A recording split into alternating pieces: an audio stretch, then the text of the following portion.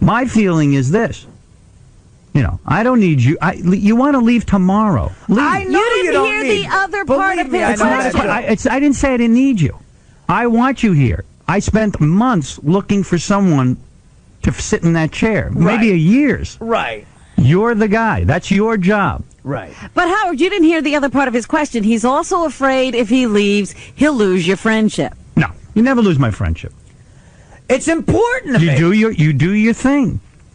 You do what's best for Artie. See, I think he's looking for not just for the answer of go do what you got to do. I think he's looking for your blessing, which is blessing different. to do what? But it's different. I know you're not going to have my blessing because, quite frankly, if you asked my opinion, You want me here. no, it's not. I want you here. I can't believe that movie Right. is a better opportunity for you than to be here. F the movie. I'm talking about, like, obviously, my best roll of the dice in this business, like, looking the way I look. Why are you fixated on this? Let's say a big sitcom comes up. Right. Okay. Leave and go do it. Great opportunity. And I will try to do what I can, and I have to do what's best for this show. Right. You understand that? Of course I understand. Right. If you leave to go do a sitcom, that's it. I got to go find someone else. Of course. So you don't mind me sort of asking for a short-term commitment at satellite radio? I've already. I thought you were already past that. I'm not. Oh, you're not? I'm not. I heard you were. No, I'm not. It's not. Nothing is resolved. I heard it was resolved. All right. Well, that's not. What I heard. Someone called me up and said Artie doesn't want a 5-year deal. Blah blah blah. I said it's okay with me. It really is. Yeah. Because that was never relayed to me. There's a lack of communication. I said Artie's deal with me has always been he can leave whenever he wants. More important, right? But the satellite's a different issue. It's a big undertaking you got going on over there, and I get it. Satellite is saying if we're paying Artie money, and they feel it's a good amount of money, and if you feel it's a good amount of money, but let me just say something to you. They want a year commitment, but I personally I don't care. Without getting into figures and we're not sounding like a jerk, I made more on the Norm Show than what they're offering me. So you're in radio now. Welcome to the nightmare. But what I'm saying is, what I'm saying is this: your deal can be you can leave tomorrow, and that can always be your deal. That could be your deal, and your manager should know it. Your agent should know it. Right. All your people should know it. I have an amazing agent. I have an amazing manager. They look, but here's where the shrink should try to fix me. The insane guilt I have of leaving you guys because I love everyone here to death personally. But why are you fixated on this? And you're the reason I have these opportunities. And I'm like, well, then you weigh it out. If this is the reason you have these opportunities, and this is why your name is out there. I lose sleep over it. I'm like, the reason I could get a sitcom. Do you have a sitcom? Do you have a sitcom? There's several opportunities that I've turned down in the last year. I'll tell you a story. I'll tell you a story. Right. 𝗧𝗵𝗲 had a really good radio career. He was here at 99X in New York. Right. And someone said to him, we're going to hire you for the Mork and Mindy show. While it was on the air, biggest sitcom there ever was. Mork and Mindy, one of the biggest on the air at that time. While it was on already? While it was on. They're going to create a character for him. They created a character for 𝗧𝗵𝗲. Right. He quit his radio gig, moved out to L.A., took Mork and Mindy. The show was on for a year and then tanked. That was it. Right. And Jay's never recovered radio-wise. Now, that's his career trajectory. Howard, look, I know. I look at that. You got to know. I mean, you got to know how many holding deals they got in L.A. for sitcoms. Howard, I've had 4 of them. Ask Bob. What's his name? No, not Bob Saget. Bob Schimmel. Hey, can I ask Artie a question? I've done a million projects in this business, Howard. 2 of them I've considered successful. This show and my DVD. You can call it Mad TV stayed on the air for 10 years, so maybe. But everything else is just marred with failure. I get it. Like, I know about failure. That's what show business is. Artie, but you can make a lot of money in failure. I get. Well, then go back to failing and make a lot of money. You know what? I got to say something here, Artie. Wait a minute. What do you want from me? Listen to me for a second. What is it you're asking me for? I'm willing to roll. What do you want? Tell me what you need. I'm not asking you anything. I'm just expressing my feelings of how, like, if I went to do the sitcom, what's bugging me is feeling guilty. Why? I'm telling you I don't care. Guilty. You're That's what you want to do. You're going to feel guilty if you screw up your career. And if that happens, fine. At least I know I took the shot. But like, Artie, you know what I mean? Like, I took the You shot. told us there was one sitcom you turned down because you knew you'd be miserable doing it. Right, but that's not always the situation. There's a couple that I think I would have loved. All right, Artie. And you turned them down? Yes, I did. Here's what you got. Yes, you I got did. the manager, you got the agent. They're whispering. No, I know. Whispering. I know what they're whispering. Look at me. Look. Whispering. Yeah, I get it. Artie, we've got fame and fortune. Your own thing. It's here. It's It's gonna happen.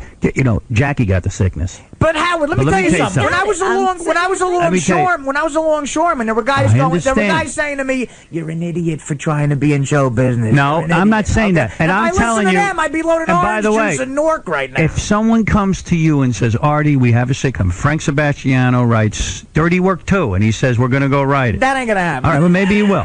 But if that's it, and that's the thing that is your career path, right? I would always wish you well. You don't have to feel guilty for a second. I'm blessed that you were here for the short couple of years you were here. I would like you to be with us when we go to satellite and be with us in future projects. If that is giving you pain and angst and pressure, you don't do it. If it's time for you to go, it's time for you to go. Get rid of it. If it's time to go, it's time to go. Howard, can I ask Artie one quick question? There's been no one more important in my career than you. You don't have to say it. That'll be true if I become, we're friends Ray for Romano life. We're friends for life. So when you pick up your Emmy, remember to thank him. No. Well, that'll never happen. But Artie, Where I see my friends is here. You understand? Like Stuttering John was like, how come you don't get together with me? I love to go do a Tonight Show. I go, because I don't get together with anybody. This is where I see my friends. I see Robin here. Right. I don't want to leave on bad terms. I've never You're not leaving on leaving. bad terms. How are you leaving on bad terms? Are you leaving? Is this what you're telling us?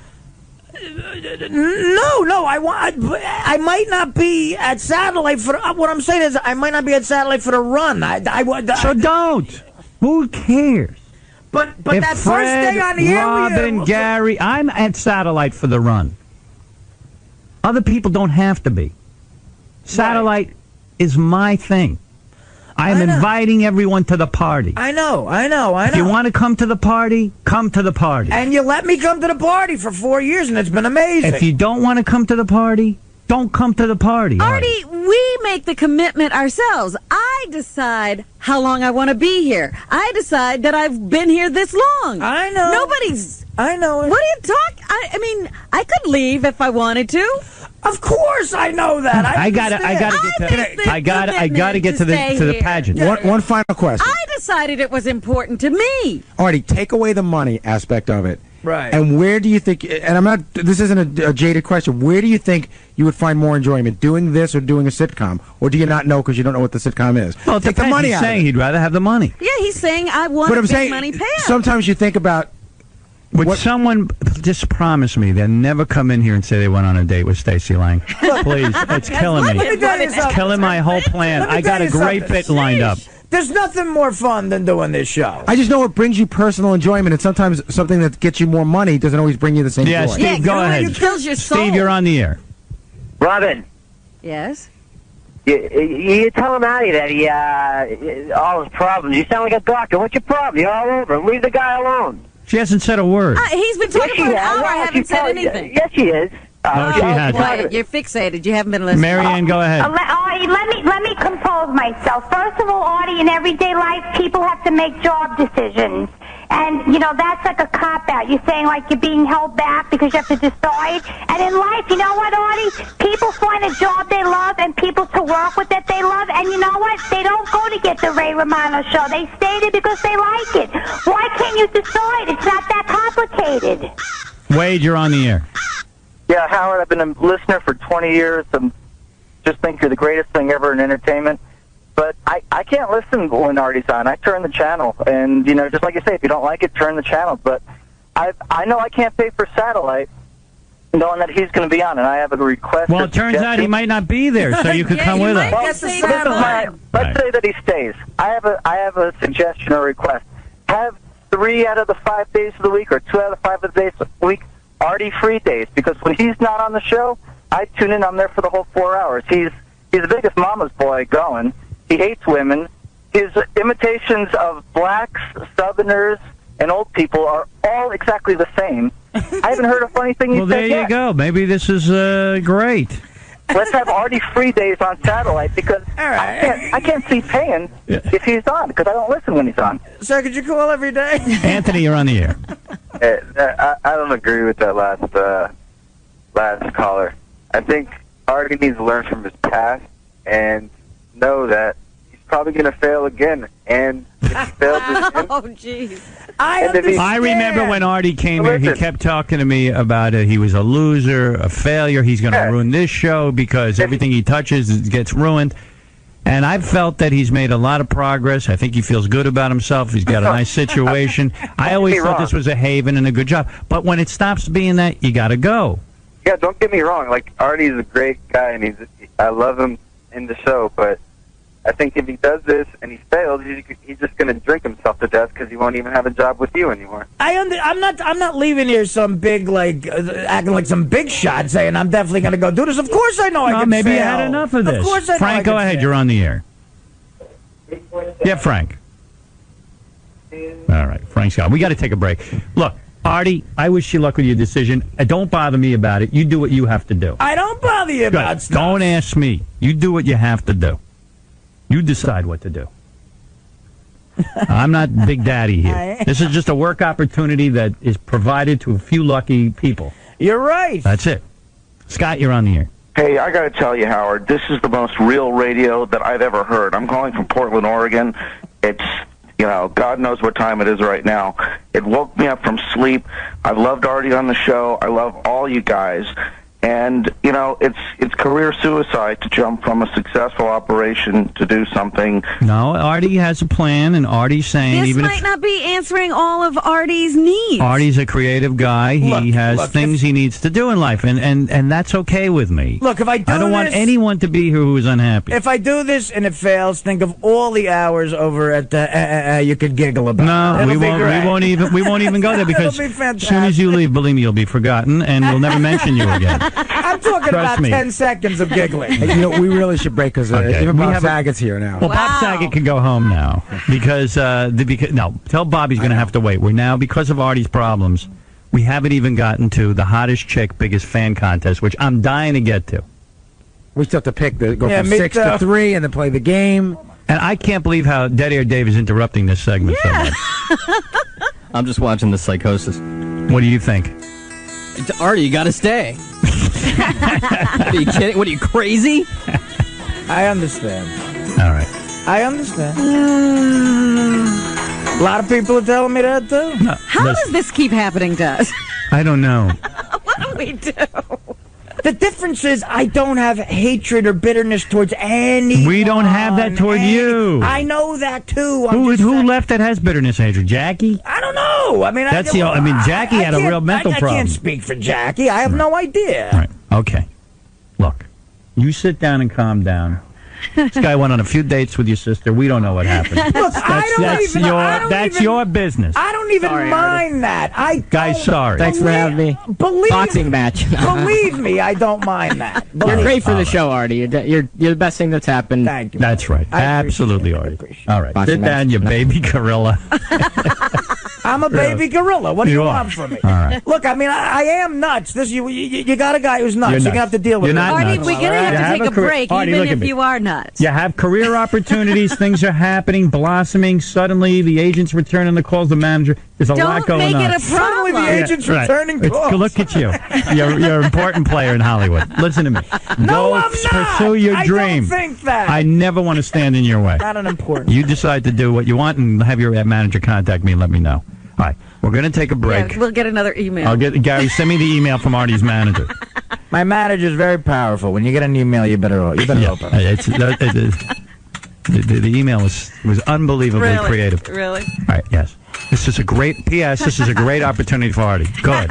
Glad my opportunity sucks. What do you want from me? He really knew how to turn me on. Okay. I am going to now take a break. I'm going to come back. Okay? Yes, let's regroup. I want to know. I want to know why that guy was listening. Yeah, call in if he doesn't listen when I'm on. The only thing more comfortable than being in this room on the air would be being in this room off the air. Yeah, go shave for your movie. It's time for your shave. Oh, well, that's great. Now I got to shave in the K-Rock shave bathroom. for your movie. Cut his nose off. Try not to catch herpes. Yeah. I got to go shave around the pubic hair that's on the knob of the sink. And please tell your manager to write me. Dear Howard, great news. We got Artie a job other than yours, and it's a really great job. Right. Yes. So we don't need you. This is a real opportunity. You see what you need do? a manager. You need a manager. That's not you what need it a manager. Said. That's not what it to said. smooth things over for your manager. All right. What did it say? No, it just said this is a great opportunity for Artie. I go, oh, good. It said there's a possibility that something may come up. It was sort of like a preliminary, like we want to let you guys in the loop. Yes, thank you. Right? I'll stand by and wait for the next communication. So you're in the loop. Now I'm in the loop. It's an exciting loop. It's an evil loop. Yes, Can Tom. we please take this break? Tom, So I'm trying to work toward a break. I think you can hear that in my voice, okay? Okay? Artie went out, for those of you who missed this, and this will all be documented on E, but this is some of the highlights. Artie went out with these gay guys. He was very uptight, obviously. He's very homophobic, I think. I don't think that's true at all. Let's listen to the tape. And became quite uncomfortable. They took him out to spa. Artie became very agitated, felt bad about looking at his body. They gave him like a clay bath. A mud wrap, and Artie had to take off his clothes, and Artie felt gross. It looked terrible. So then they took Artie out to lunch, and Artie started drinking Jack Daniels heavily. Pounding them because of how he felt about himself. He got loaded. He was buzzed. And then they took him shopping, and he demanded more alcohol. He wanted a whole bottle of Jack Daniels. Here's a little clip of Artie begging Doug Goodstein to get him a bottle. Doug, what happened to the booze? I thought you wanted to have a good shot of this will make for a way better show. What did you ask me? What do you want? Jack Daniels. And ice, whatever. Glass of tomato. Don't look at me. I want Jack Daniels. Garrett, Top, what are you doing here? You know, Artie, you shouldn't be laughing at Nick Nolte. No, I was just about to say that I'm a younger version of him. Yeah. Jack Daniels. Whatever. You know what? He was hanging around with so many gay guys. He started to sound gay. No, I started to get a gay after. I know you did. Whatever. Well, you see what happens? Like, that's a perfect example. You start drinking, you're having a good time, and then a guy comes in and goes, ooh, Carrot Top. What are you doing here? So they gave in, got Artie's Jack Daniels, like all enablers, the network gave in. Well, they had to get through this afternoon. Yeah, it was tough to get Doug to get me Jack Daniels. And Artie explains that, you know, when he drinks, he can't stop. Right. So but he doesn't have a problem. He just, once he starts, he doesn't want to lose his buzz. That's right. He just should never start. Yeah. Because you were feeling pretty good right there, but it wasn't enough. Yeah, you can tell he's obviously drunk, but he doesn't want to not be drunk. So he gets so loaded that he becomes belligerent and starts screaming at the gay guys. And at first they're kind of laughing about it, but then it gets uncomfortable. Let's do some fashion, shall we? Okay. Speaking of gay guys, let's Okay. All right. Woo! Come over here. Let's try some stuff on.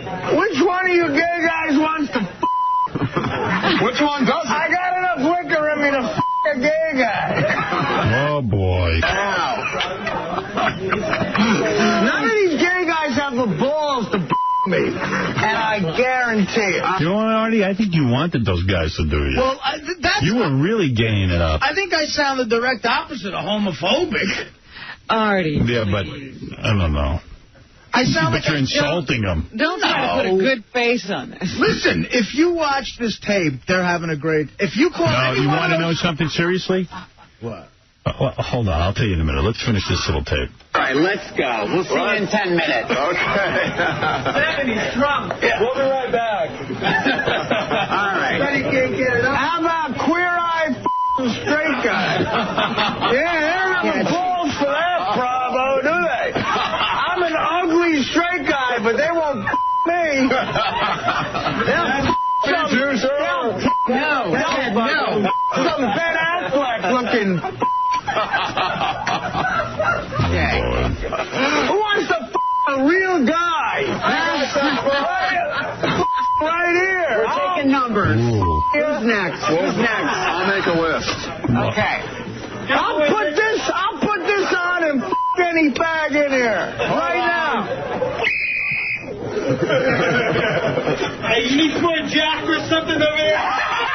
Get me some more Jack and I'll any fruit in this place. I'll put this on. You can pretend I married you, you We'll have a little house on the prairie wedding. It'll be fantastic. This is for me. Cut out a hole for my ass and me. Oh, boy. There's a treat. Okay. So anyway, Artie's impression is they're having a good time with yes, he's funny as hell. The two gay dudes are pulling people aside going, look, we want out of this. We don't want to do it. I mean, they were going insane from Artie. Kind of really lost my mood to be here right now. Yeah. Because it was fun for a while, but it's not fun anymore. I know. I'm not laughing at you. No, I know. I'm just saying I can't do what I do, which is dress people. It's really fun. I'm sure they have a really funny tape, and I'll look like an idiot. But they were going insane to him. Yeah. In fact, one of the guys who was with him never got over it. No. He put the best face on it, but he never got over it. Well, I'm sorry about that because the rest of the day, if you watch the rest of the day, they love me. Make you want to hurt him.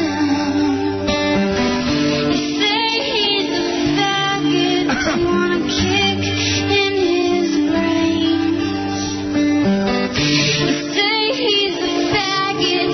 Does it make you sick to your stomach? Shut up. No, it doesn't make. I love hanging out with those guys. Hey, Doug, you're on the air. Hey, Howard. Artie sounds like a horse's ass drunk like that. Oh, Artie can get hammered, man. Artie can just get loaded. You know, I also think he really does want to get plowed by one of those guys. Oh, yeah, me too. I mean, he's screaming for it. You know, it sounds like Artie, if he was a good-looking guy, he'd just be gay. I sound like a fun-loving guy. The only reason he's straight is he's not good-looking enough to be gay. Gay rape.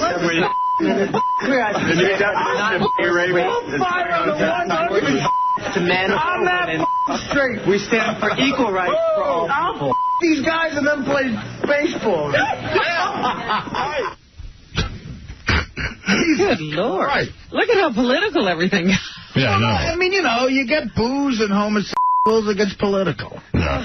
He was just out of his mind. Let's take those off and then we'll compare. Let's take those off. Here. I'll take these off. Let's take them off and we'll compare. Artie taking off his pants. Hey, Gerard, get the Jew broad to come back. What? Because I can't.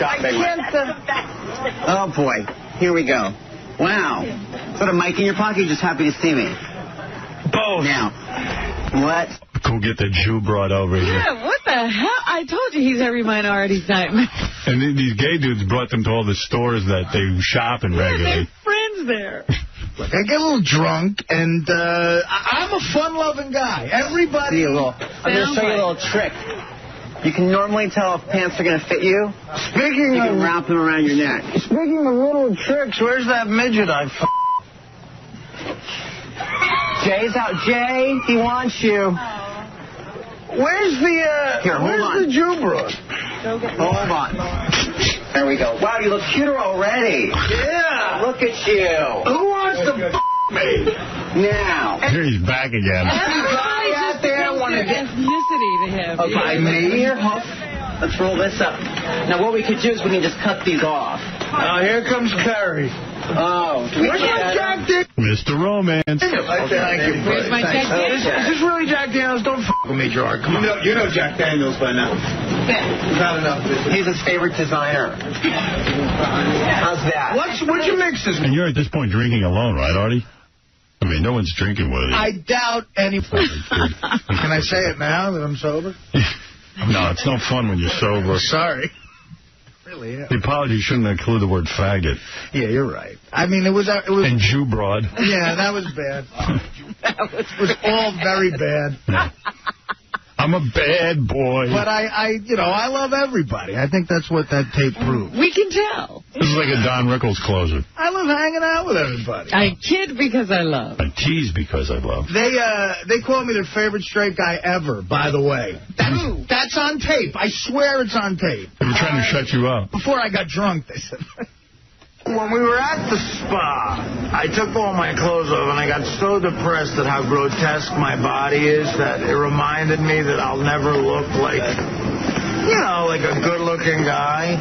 And I got so depressed that I started drinking. I drink when I'm depressed, and I got so drunk that I lashed out against gay people. And I just want to say that I love gay people. It's just the liquor talk. It's the liquor talk. All drunken guys all sound like that.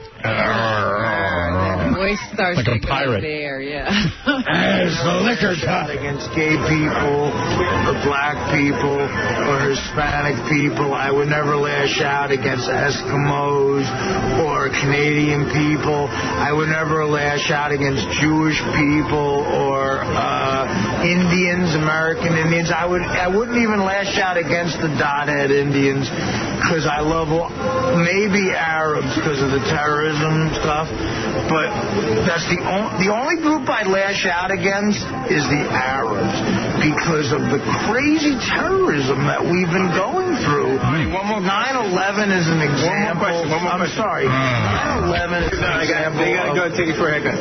Did the makeover go as you expected? I'm telling you, the makeover went. I'll tell you what. It went as. I'll tell you what. Jesus. Right? You're close to Jeff the Drunk there. Tell you what. I'll tell you what. The makeover went as good as it could have gone. Exactly as I've always envisioned me drinking with 5 gay guys. I got drunk and yelled anti-gay stuff. But I would never do that sober because that's not how I am. I love the gay community. I love the gay community. I love the gay community. I'd like to apologize to the fags. Jesus. Nosy, good morning. Good to have you here. Good morning. Yeah. That's Artie. How many years? Like 2 years away. He's almost there. It has been, on a personal level, a bit of a tough season. I ended up with my most famous mugshot. It was a mugshot. Yeah, I'm surprised the fans don't have a hold of it to sign. Nobody's asked you to autograph that one yet? I don't know why. I particularly think it's my best mugshot and probably my best acting. Which way is your home, Mr. Nosy? It's either that way or that way. Would you step out of the car? You make light of it this morning. She's fun. Oh, boy. Why is the fire extinguisher frowning at me? I want to shoot the sun. Love everything about the gay community. I love the show. Friends. He's 2 years away. Oh, a lot of those actors are gay that are on that show. I love the show City, which is written by a lot of really sucking fags. I love the show.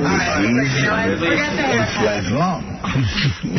So it's a matter of balance and control. And sometimes you just...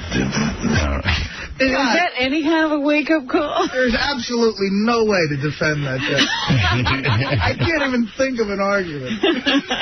Jerry, what's up? Hey, Artie. Yeah, man. When you were in Vegas, was that a male prostitute or a female prostitute? Drunk bastard. It was a chick. It was a chick. Sure. Steve, you're on the air.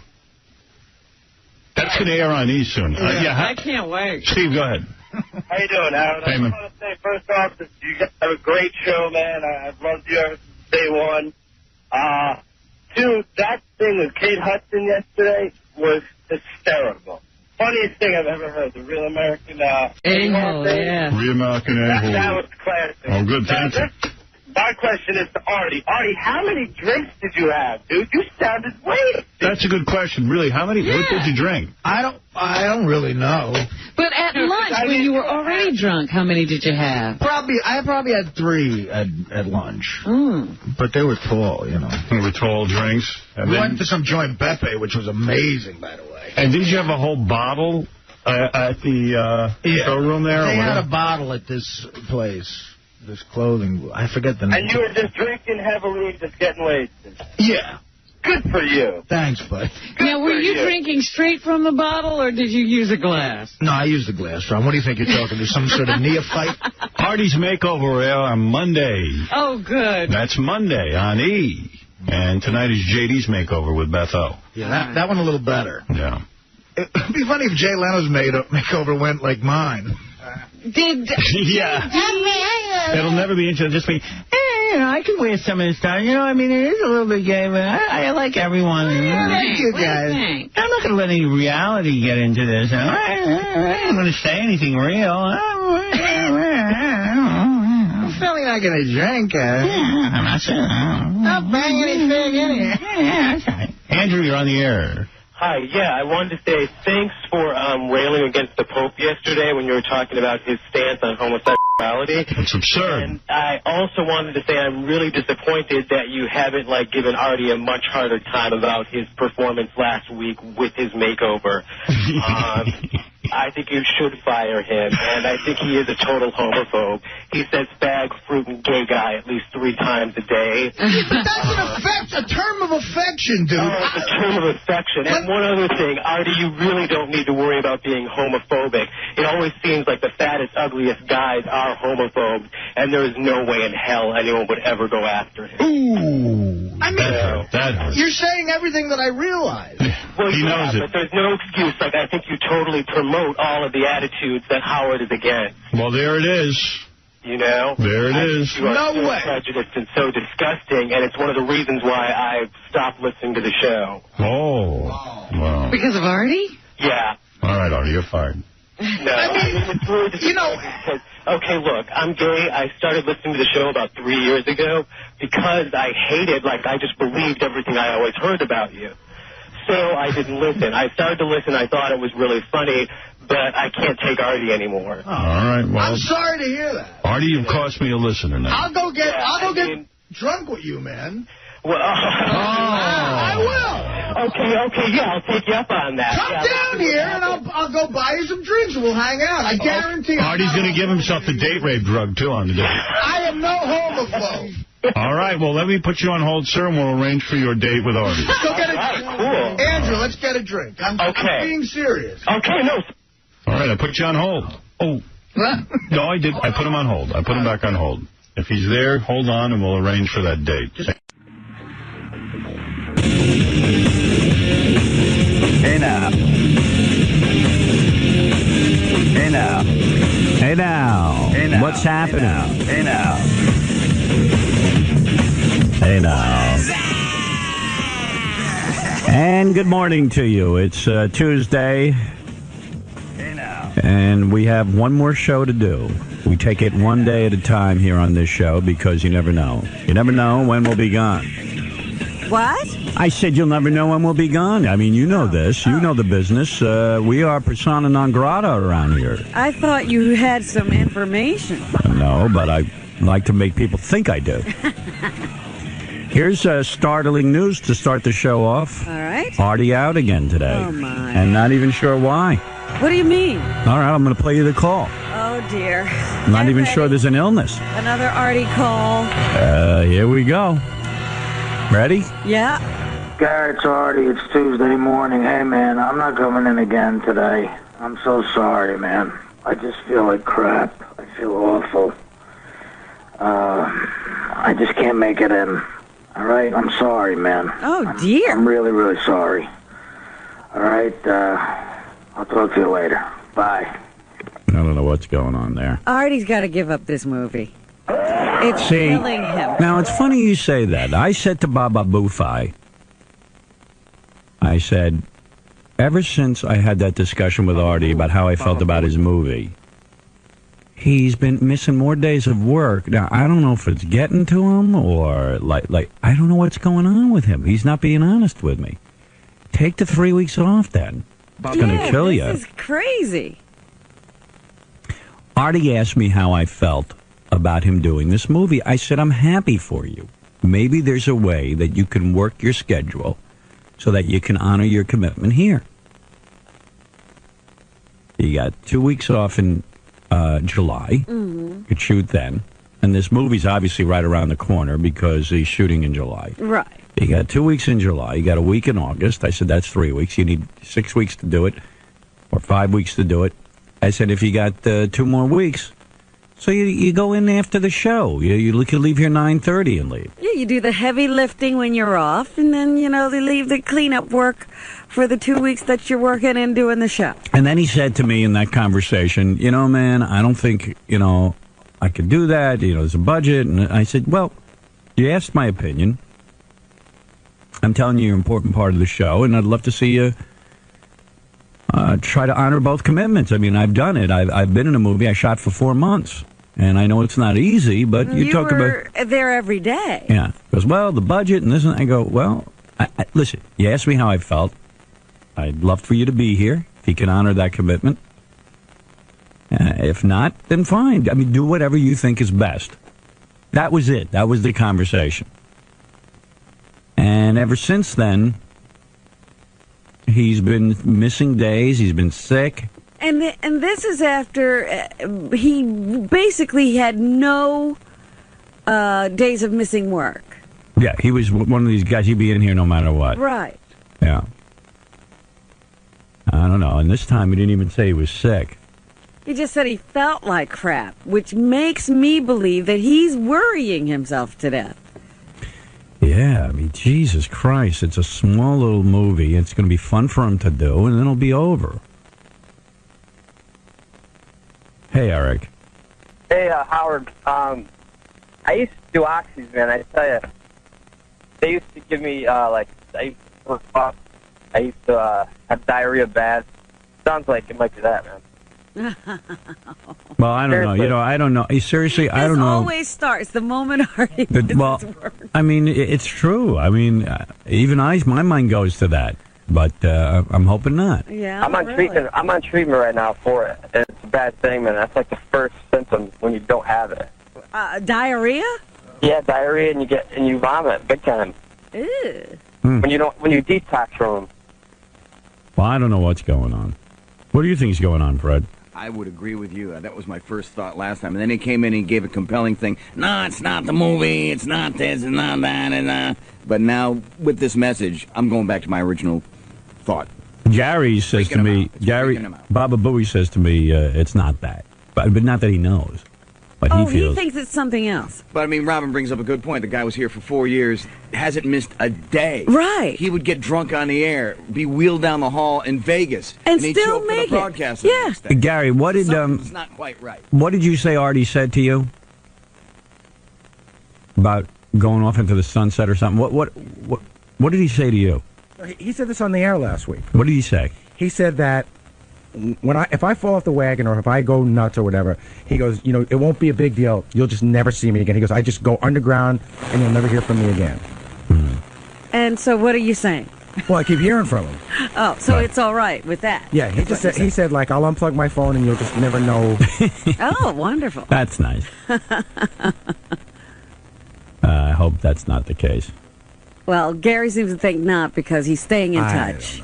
I don't know. I'm sure I would have already said it, but like, there's not even an illness in this one. Right. And the guys in the office were saying, it seems like every time Artie makes one of these calls, it seems a little bit easier for him. Yeah. That's true too. I'm getting that. The other thing is he just keeps apologizing nonstop. I don't know how many apologies where he said I'm sorry in there. It was like I'm sorry. But the first call he was like tortured. That one is just like, oh, this again. Yeah. Mike, hi, you're on the air. Hey, Howard, I remember when Artie first started, you told him he could take time off to do other projects and do the show. Yeah, and by the way, that still stands. I even said to him, Artie, I never held you to any kind of schedule. If you have to go off and do some things, I understand. I said, but... And he has done that from time to time. Right, but I said, you're talking about 3 weeks at a time, and if you're shooting in New York, is there a way you can do both? That's all I said. I said, and if you need to go do the 3 weeks, then do it. But if you're asking my opinion, I think maybe you could work a schedule where you do both. Because you become an important part of the show. We made a commitment to you, He's coming over to satellite with us. I mean, Artie's part of the family. Artie's our guy. Is there something with that seat? I don't know. That always makes a problem. People go nuts. But I mean, he might genuinely just be ill. You know, sometimes. But you get, again, I told you, a guy of his age who's this ill, it should be, you know, like terminal. Yeah. There's well, it no might be. such thing. He might be dying. I don't. He's testing you. Well, it's not even a test. I tell you what, if he's testing me, then I flunked the test. Because, listen, Robin and I can sit here with Fred and Benji and Gary and all the gang and do the show. I just like having Artie here. He's part of the sound of the show. We love him. We love him. And I said that to him that day. I said, Artie, the reason I want you here is because I love you. I think you're great on the show. I think you've really had an impact. I think people love hearing you. Absolutely. I love hearing his stories after a weekend of travel. It's great. But he's I do also... remember the conversation because it had to do with Jackie, what the shenanigans Jackie was pulling, and then Artie came on board, and, you know, you told him. I'll tell you one thing with Jackie, and I think Jackie would be the first to admit this, because I've heard from Jackie periodically, sporadically. And I think he would turn to you now and say, I don't know what the hell I was doing. Right. You know. And I think that Artie also has been taking his weekends and going and traveling and doing all these live shows, which he hates doing. Which he said he was going to cut down on, and Right. I haven't seen any reduction. Because he wants the money. And that's fair, but then don't miss your gig. Well, that's the whole point. He said he hated it, and he was going to cut back. But I haven't seen any cutback at all. No. I'm just hearing a dialogue here I don't like because I hate to lose Artie. He's a big part of the show. We really enjoy him. And I love Artie. You know, I really do. And I actually but we love don't want to him. kill Artie. Yeah, and I love him personally. I mean, he's just a great guy to work with and hang with. And, you know, I try to also protect Artie in a way. Like, sometimes you know me, I like to beat up on everyone for fun. And sometimes, just for your own amusement. But the reason that sometimes I don't with Artie is because I see that he's vulnerable. He's very vulnerable. Yeah. Well, you know, and I didn't realize how vulnerable until the last couple of weeks. Yeah. Right. It's funny because I started to think about, like, Artie's always said this is the happiest he's ever been in his adult life. Right. But I started to, like, when you hear Artie's week and Artie's schedule and everything, you realize the areas where he finds happiness sort of don't exist. You know, when he goes on the road on the weekends, he doesn't seem happy. Right. He seemed very quiet here. I don't hear what he does at night anymore. He just doesn't seem, he seems even less happy than he used to seem, that he used to joke about. Wow. When he joked that he was unhappy. All right, I got to be honest with you right now. Yeah. I don't know one thing you're talking about. When is he happy now or is he unhappy? He's unhappy now. All right. And you saw him at a time when he was happy? Yes. I saw him at a time when when he got here, he was happier. He was happy when he got here. He would talk about things that he did, fun that he had when he went out. Right. Now, the weekends suck because he's unhappy to go out on the gigs. He doesn't seem very happy when he's here. Right. I don't hear him tell any happy stories of anything he did at night. You know, it just doesn't seem to be any happiness anymore. I mean, maybe this is nuts, but maybe it's because the Yankees are slumping. But, you know, don't laugh. In a way, that's one of the things. I'm not saying that's the reason, but that's the thing that brings Artie happiness every night to watch that game. Maybe he's not even going to the games because he's all worn out. But even watching them, you know, you go to bed and it's like, the Yankees lost again. It's just another thing that's going wrong. Are you saying his professional life is annoying and his personal life is a 2? I'm saying that professional and personal are a 2. A 2. That's serious. Yes, Bobo. Hey, how you doing, Bobo the businessman? Listen, I think maybe Artie has a relationship problem, maybe with Dana. You know, maybe he's kind of bummed out because they don't sound like a medical problem. You know what I mean? I don't know. But wait a minute, they've had problems before. Artie didn't miss work. That's right. Yeah. They broke up, remember? Yeah. Yeah, they broke up. Artie told that story that was so sad about how he saw her at the muffin shop and they looked at each other and you could tell that he was really sad, yet he was at work every day. Right. Right. Sad. Well, listen, Joan Rivers wants to say something. hey, listen, Fred, I'll see you at the Funky Fish on the June 25th. Make sure the fans are out. The Peking Norris. You got it, man. Thanks. Bobo's going to be there, Fred. With his hair. Bring all your friends. Bring your hair, Bobo. He's got a new look. He shaved off his mustache. You're kidding. Still looks like the same bald guy with a robe. So you go to all your gigs? Yeah. You know, every time I've been there, he's been there. I understand he's a big fan of 30-odd foot of grunt, too. He goes to all their shows. That means I got to punch somebody out now. Yes, Chris. Hey, Howard. Yeah. Oh, this is not Chris. This is Mark. Sorry. How you doing? That's all right. Listen, there's 2 things going on here with Artie. One, he's a blue-collar guy, grew up in Jersey. He's been used to being mediocre his whole life, and all of a sudden in the last year or 2, he's experienced a lot of success. And he can't handle this. He's getting a good-looking girl. he's getting the money, he's getting the fame, and it's driving him bananas. And now he's got this movie he's doing, and what he's doing, the second thing he's trying to do here, he set himself up to be fired so he can do this, so he doesn't have to blame himself for pursuing what he wants to pursue. So he's setting you guys up. Geez, I missed too much work. I was sick. They couldn't hold on to me. I had, they had to let me go. Everything's okay. It's his way of rationalizing it. He's trying to destroy himself, man. He's used to mediocrity, and this fame is killing him. Well, that's kind of where my theory is at, that there's a lot of pressure here for some reason. I mean, it doesn't seem like a lot of pressure to us, but it might be a lot of pressure to him. What if he's a blue-collar guy. He's used to that kind of lifestyle. And I'm a blue-collar guy, too, honestly. I mean, seriously, Who's not blue here? Yeah, we're all blue. We're about as blue as it gets. Now, you've had 20 years to get used to it. This has hit him overnight almost, and, brought him from stand-up comic drinking on a stage with nobody, coming or, shows half filled to being sold out. But come on, Artie's had his share of success. He did Mad TV for 2 seasons, although he did self-destruct there. Well, and he did. Not a good example. He was on the Norm Show, and he's done some film work. I mean, it's not like the guy, was some loser. Right. No, not at all. But it's like you said. There's been moments of success, and then come back, and moments of success and coming back, and now he's got a whole bunch of things going for him, and it's I think it's overwhelming him to the point where it's killing him inside. Yeah. All right. Well. I don't know. We can theorize all day. Yeah. Just a theory. All right, I'm with you. I hear what you're saying. Bobby, go ahead. Yeah, Howard. Yeah. It's basically what the guy's saying, the last caller. Artie's trying to quit.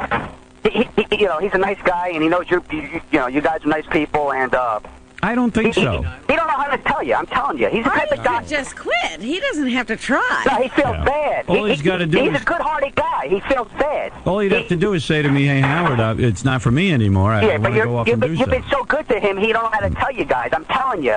And he said a few months ago on the air. He said he's got enough money to be comfortable the rest of his life. No, he doesn't. Never said that. I know. I'm sure he doesn't. No one ever does. But, no, but I'm telling you, he doesn't.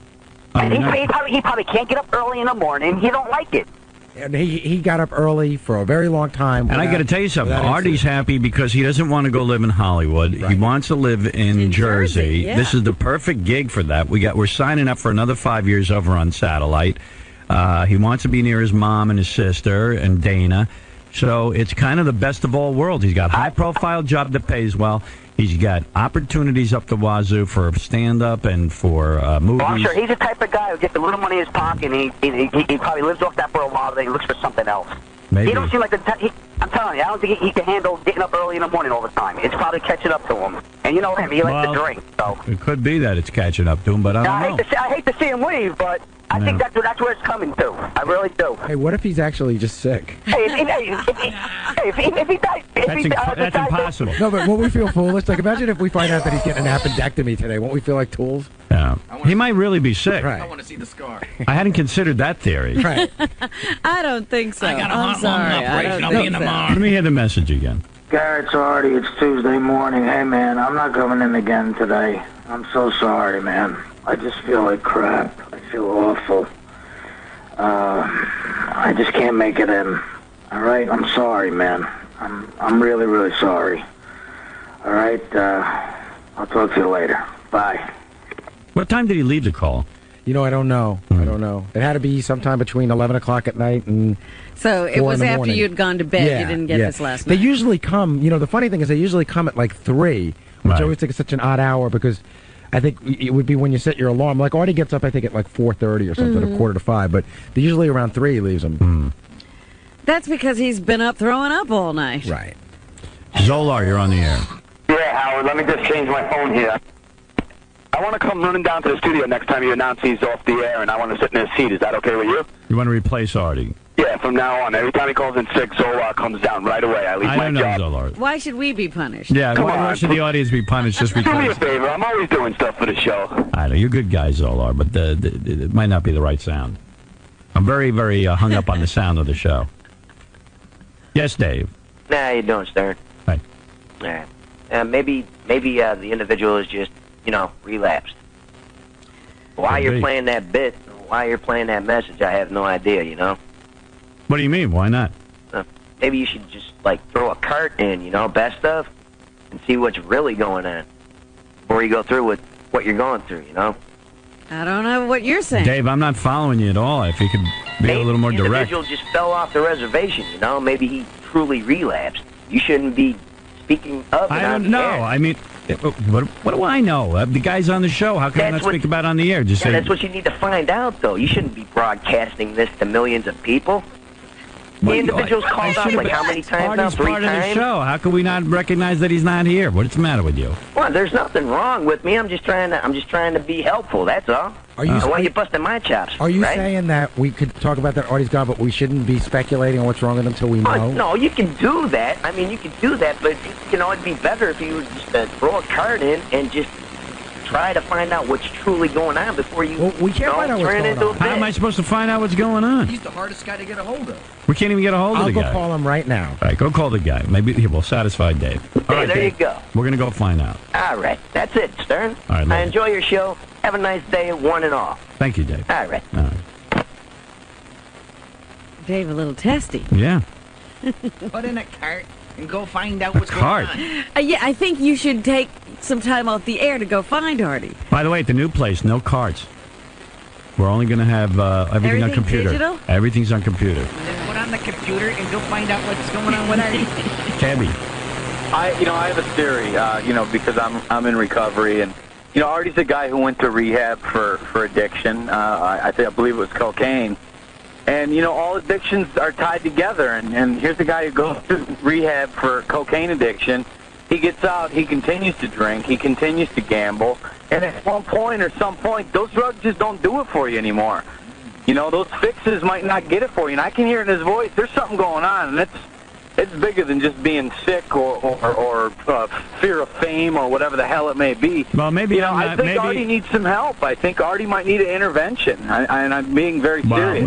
Maybe, Cabby, you're jumping to conclusions. Yeah, because cabbies, every cabbie conclusion is that everybody's falling off the wagon. Yeah. No, I'm not saying that. I'm not saying that. But dude, Cabby come on. has fallen off that wagon many times, 3 or 4 times since I know him.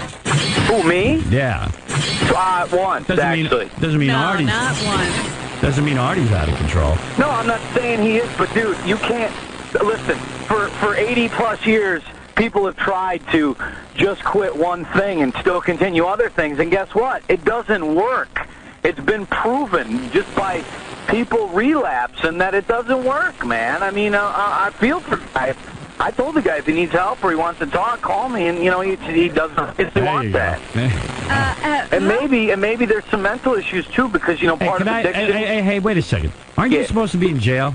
What are you still doing around? I don't understand something. He got 2 months. Hasn't it been determined that you are a public enemy number 1? Yeah. I mean, New York's most dangerous, most wanted. When are you going into jail?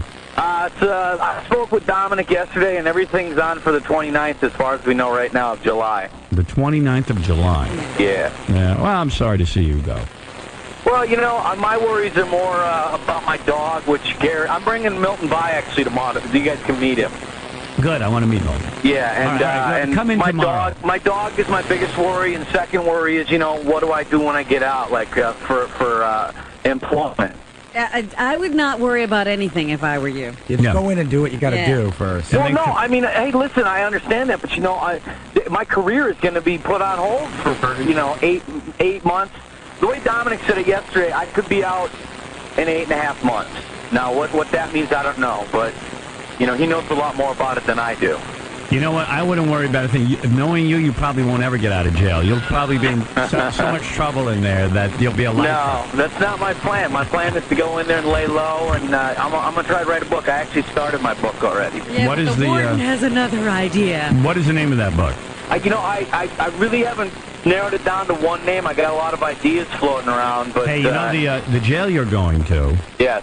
The warden is a big football fan, and you could start a football team. There's going to be a football game between you and the guards, and the warden is going to ask you to throw it. Yeah. Did you see how horrible that? Did you see it? Yeah, I saw it. It's so bad. The original was so much better. Yeah. It always Hey, did. Cabby, I got to go. Howard. Later, brother. I love you, man. Love you too. Bye. Just wanted to say, so we called Artie. It goes straight to machine. Oh, I see. All right. Well, then we'll have to continue speculating. Sorry, Dave. Speculation will continue. See, if I were Artie, right, just knowing all this, I would actually, as sick as I was, I'd be sitting next to my radio right now to squash all of it. No, if he's truly sick, which I believe he is, then he needs to get his sleep and rest and not be involved in the show. But what could he was fine yesterday. Fine. Well, lately Artie's been doing this thing where his eyes roll up into his head. Sometimes in the meetings on Thursday I saw that. Really? Yeah, and every once in a while I look over and he looks like he's, Well, I did look at his eyes last week after he came back, and I said, whoa, you do look like you've been through something. Yeah. Yeah, he did. Because every time I look at him, his eyes would go like, can you see this? Or I should go, whoa! Yeah. Right. Oh, yeah, I know what you're talking about. Wow. And I went, whoa, that's what is wrong with Artie then? I don't know. I mean, if he's got an illness, what is it? He went to the doctor. He didn't come back with a report. You can share that with him. Right, he said didn't he say he went to the doctor and it was some sort of virus? Really? I don't know. I know he said he was going to the doctor on one of the tapes. I don't know if he ever got a report of what the doctor said. Yeah, Mike. Yeah, Howard, I forget the guy's name, but I kind of agree with him. He said that he's too stressed out. You know, it's almost like a Kurt Cobain thing where you work so hard for something for so long and you finally achieve it, and it's just too much to handle. Right. You know, I mean... that might be, because ever since I've had this conversation with him about the movie, he's gone off the deep end. Well, also, I think when we were talking about the Chappelle stuff, right. He seemed to relate. Howard, I got to go. I love you. I kind of find all this funny, because maybe I'm just a strong person, but I just handle so many things in my life. Right. If he had your life, he'd have already cycled, he'd have whirled out of control long ago. Yeah, I mean, I just juggle so many things going on at once that I just wonder, it's hard for me to relate to this, but I'm going to try and put myself... See, I know that I couldn't do all those things, and I've never attempted those things. Like I couldn't have a family or any of that crap. They'd be neglected. Right. Yeah, I had it all going on, and I still do. I know. You can't get out of it once you start it. Yeah. So my choice could be to go into a mental institution and, let go of my sense of reality, or just keep this going. Yeah. So I don't even understand the option of laying down. But, the guy could just be sick. Come on. But even, all illness is stress-related. King of all blacks, you're on the air. Well, that's true. King of all blacks. Hey, Howard, I just think Artie's just tired. Like, you know what I mean? He hangs out and gets drunk and everything, and his body's just tired. You know what's really interesting about this discussion? I don't think he's on coke or nothing like that. A couple of people who have called in all reflect their own personalities and their diagnosis. Cabby is sure the guy needs an intervention because Cabby needs that. Yeah. King of all blacks is one of those guys who he's a real bright guy, but took an easy kind of way out of, the job. Yeah, no stress. What? No stress. And he gets tired easily. I don't. I get up. It's just interesting that everybody's coming at this from their own sort of lifestyle and their own issues. Get out of here. I get up. I go to bed about 10 o'clock. I get up at 4 in the morning. But man. I never call out sick. No. What we're saying here is a great potential untapped. Right. See, what the problem is you could have done a lot more with your life than be a street sweeper. Although, and I'm not putting it down. I mean, you do a good job, and you're a good guy, and you make a nice living. Here, I'm retired. Right, and you got a game plan for life, and you're a together guy. But I know you. You're like, hey, man, I'm not going to do anything that's too taxing. I need all my free time. You're not going to. You're going to make sure you get all your rest. Do you really think I'm like that? Yeah. Yeah. Oh yeah. Are you calling me lazy?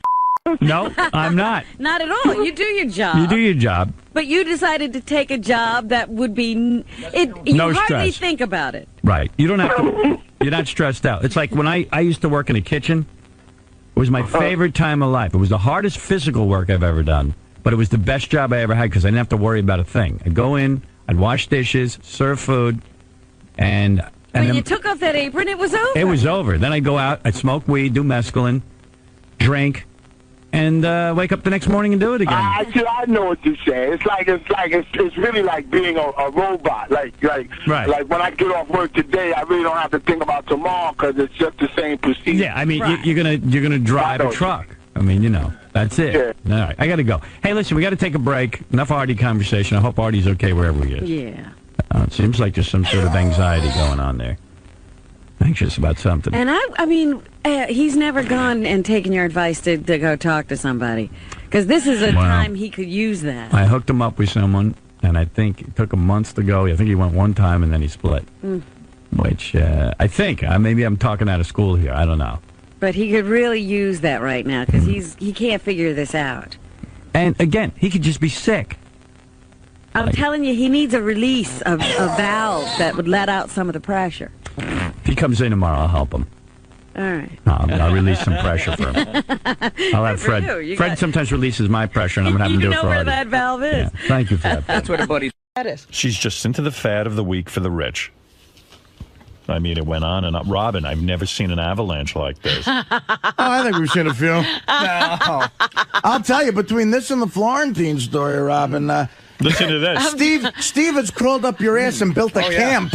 I'm camping out in Robin's backyard. That's right. We're now a twosome. With me all the time. I was so happy to hear that Robin has outsmarted the entire medical community. It's a relief to hear that she can expose the entire medical community for the snake oil salesmen that they are. I'm just relieved that the human race survived long enough eating meat and cheese for her to reach enlightenment. Now that she's going to live forever, can we get her on the couch with Dr. 𝗵𝗲 so we can find out exactly how fucking nuts she is? And finally, Robin, you used to be a nurse? Well, why don't you just buy a symbol off of Riley and wear some of those magnetic bracelets while you get Starbucks shot up your ass? You fucking kook. Nincome fucking poop. Wow. At least they're being funny while they bash. Well, there you go.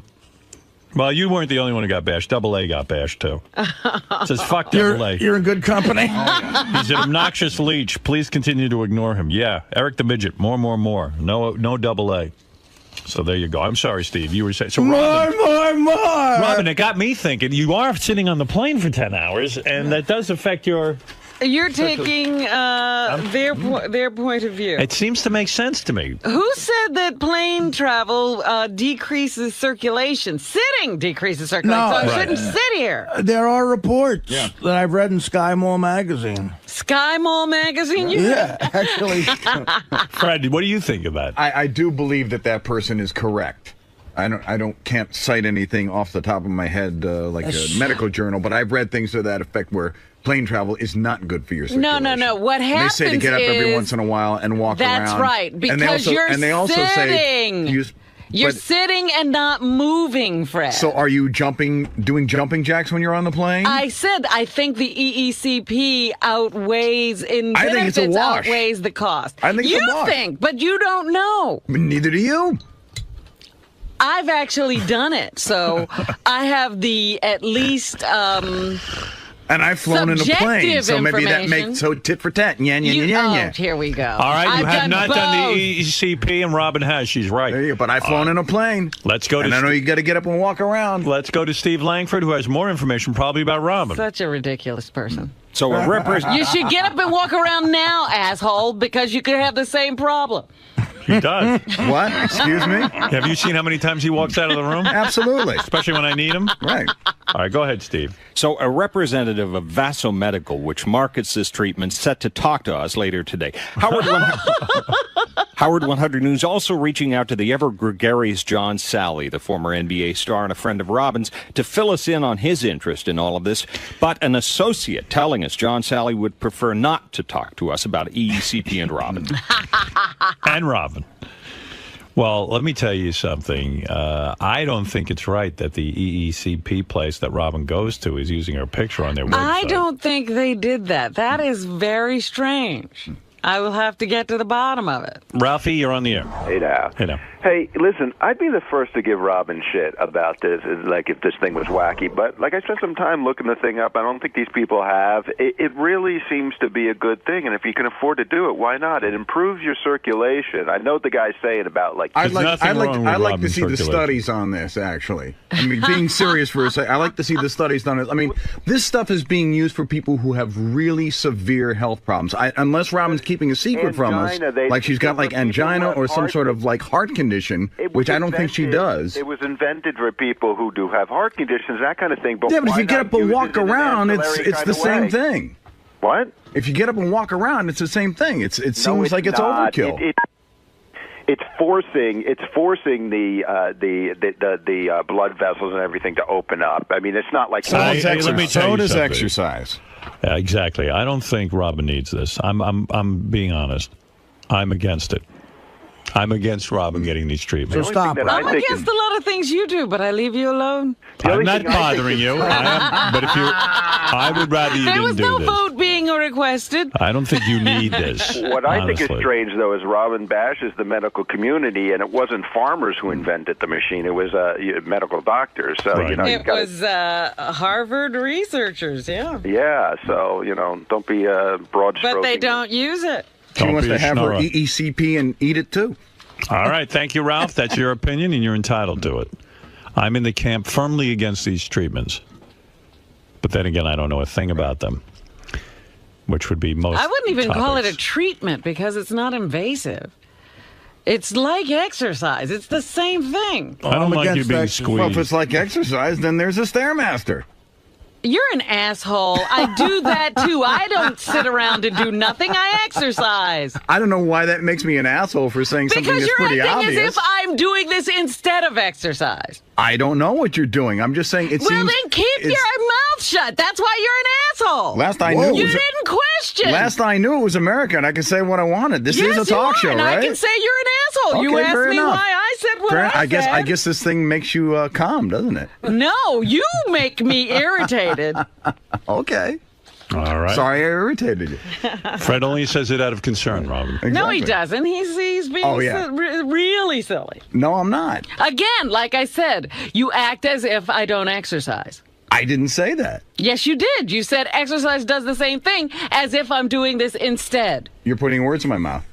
No, that's what you said. I didn't say that. Exercise does the same thing. It's exactly that I did say. And I said I exercise. I think this thing might be, confusing your brain a little bit. Go ahead in Boston. And Dave. Hey, now, it's Dump Truck. Thanks for taking my call, Howard.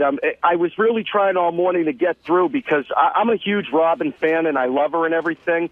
But she was as kooky as Tom Cruise on Matt Lauer yesterday about this EECP thing. I mean, Robin's whole argument is, if it works for sick people, then how can it hurt healthy people? So are healthy people supposed to jump on dialysis machines and undergo, chemotherapy? Again, this is not an invasive procedure like a dialysis or like taking insulin. So your argument is not a good one. Your argument's not a good one, Robin. I mean, that cardiologist wasn't hostile towards you. He was just trying to explain that machinery is for people with serious That problems cardiologist was protecting his income. income. If people did this, he wouldn't have a job. All right. Chad, go ahead. You're on the air. Hey, now. Right. It's Chad, the cop from Westchester. Okay. Hey, Robin. Yes? Tell everybody to fuck off because whatever you're doing, I saw you on the Howard TV the other day on the wedding list, and you look gorgeous. Well, thank you. Well, no one's debating that. She looks fantastic. She's sexy. Right. Yes, Ralph, go ahead. I'd like to take back what I said. If it's akin to light exercise, you just get off your fat ass and go No, running. I didn't say it was akin to light exercise. I said it does the same thing, absolutely, but it does it in an intense way. Why you guys say fat ass? And I do exercise. I don't know where this came from that I don't. Fred started that rumor. That's how it started. I never said that. That is exactly I how never it said started. that. He never said that, though. I never said that. He was implying that all No. I do I is wasn't go and sit implying on that. this machine I wasn't instead implying that of at all. exercise. But You were saying it was instead of exercise, Fred. It just seems redundant. It seems nonsensical. It seems like something you don't have to do. Nobody has to do anything. Nobody even has to exercise. Yeah, unless you want to. I got a shit. Unless you want to end up like Walter Hudson. Fred has a website, robindoesn'texercise.com. That's what he's trying to say. He started the whole thing. I'm going to come up with a machine now. What is your concern exactly, Fred? That, that Robin's like doing something and not paying attention to what she should be doing, like just regular health like stuff. Exercising. That's exactly what he was saying. I'm just saying, it just seems a little, what the guy said in that email I thought was really right and spot on. You get on an airplane. That email. No, I did not. Be honest. I swear to God. Well, I know you're involved with the email. You read the email. I do. Yeah. And that was one of the ones that I thought made a lot of sense. And I'm not going to hide it. And you feel Robin is wasting time or maybe even hurting herself? I think the valid point is getting on an airplane, and that does affect your circulation. I like to fly. I'm enjoying this. Okay. All right. Maybe if you could get one of those machines on the plane as you're doing it, then it's even better. You made some sort of comment, Robin, that even there's blood flowing to your vagina, or? Oh, I was joking around a bit. But are you getting wetter? No. What are you talking about? Getting wetter? Because I know for a while you were saying you were using lube. No. It wasn't a wetness problem. Right. But you can't get wetter from this? When have I had a chance to try things out? Well, I thought maybe Jimmy had gone on. Jimmy's big balls will get you going. What is it, Jessica? Hey, Robin, what's going on, honey? It sounds like something else is going on with this machine. Like yesterday, the minute people brought it up, you started attacking everybody. Like, really, it sounds bad on the radio. Like, you're just screaming at anybody that asks about it. You are feeling a little attacked about this. Well, yes, I am attacked, and Fred was attacking me. Do you really think he's attacking you? I was not attacked, and if it sounded like that, I apologize, Robin. I was not trying to attack you. It's almost like you're in love with the machine, Robin. I am. Is there something else going on, baby? Is there, is something else happening that you don't want to talk, like you're hiding? No. Like a relationship, I meant.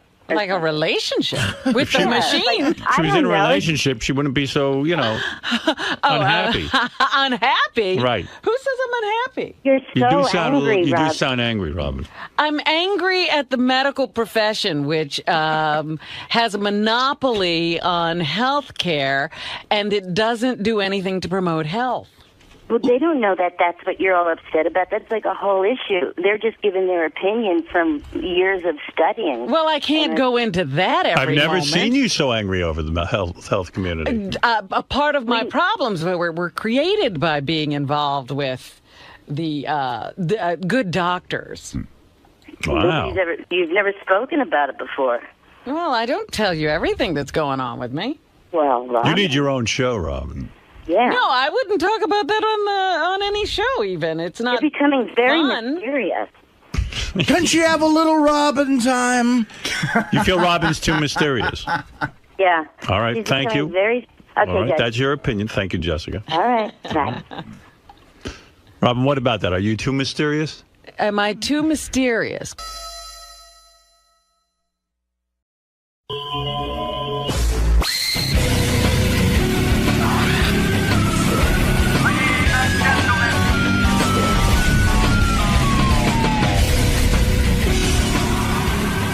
I do want to mention that I have Chevy Chase and his wife Janie on the phone. We have patched things up. We are all friends now. Right, Chevy? Hello? Chevy. Can anybody hear me? I hear you. It's Howard. How are you? How you doing? Hi, Janie.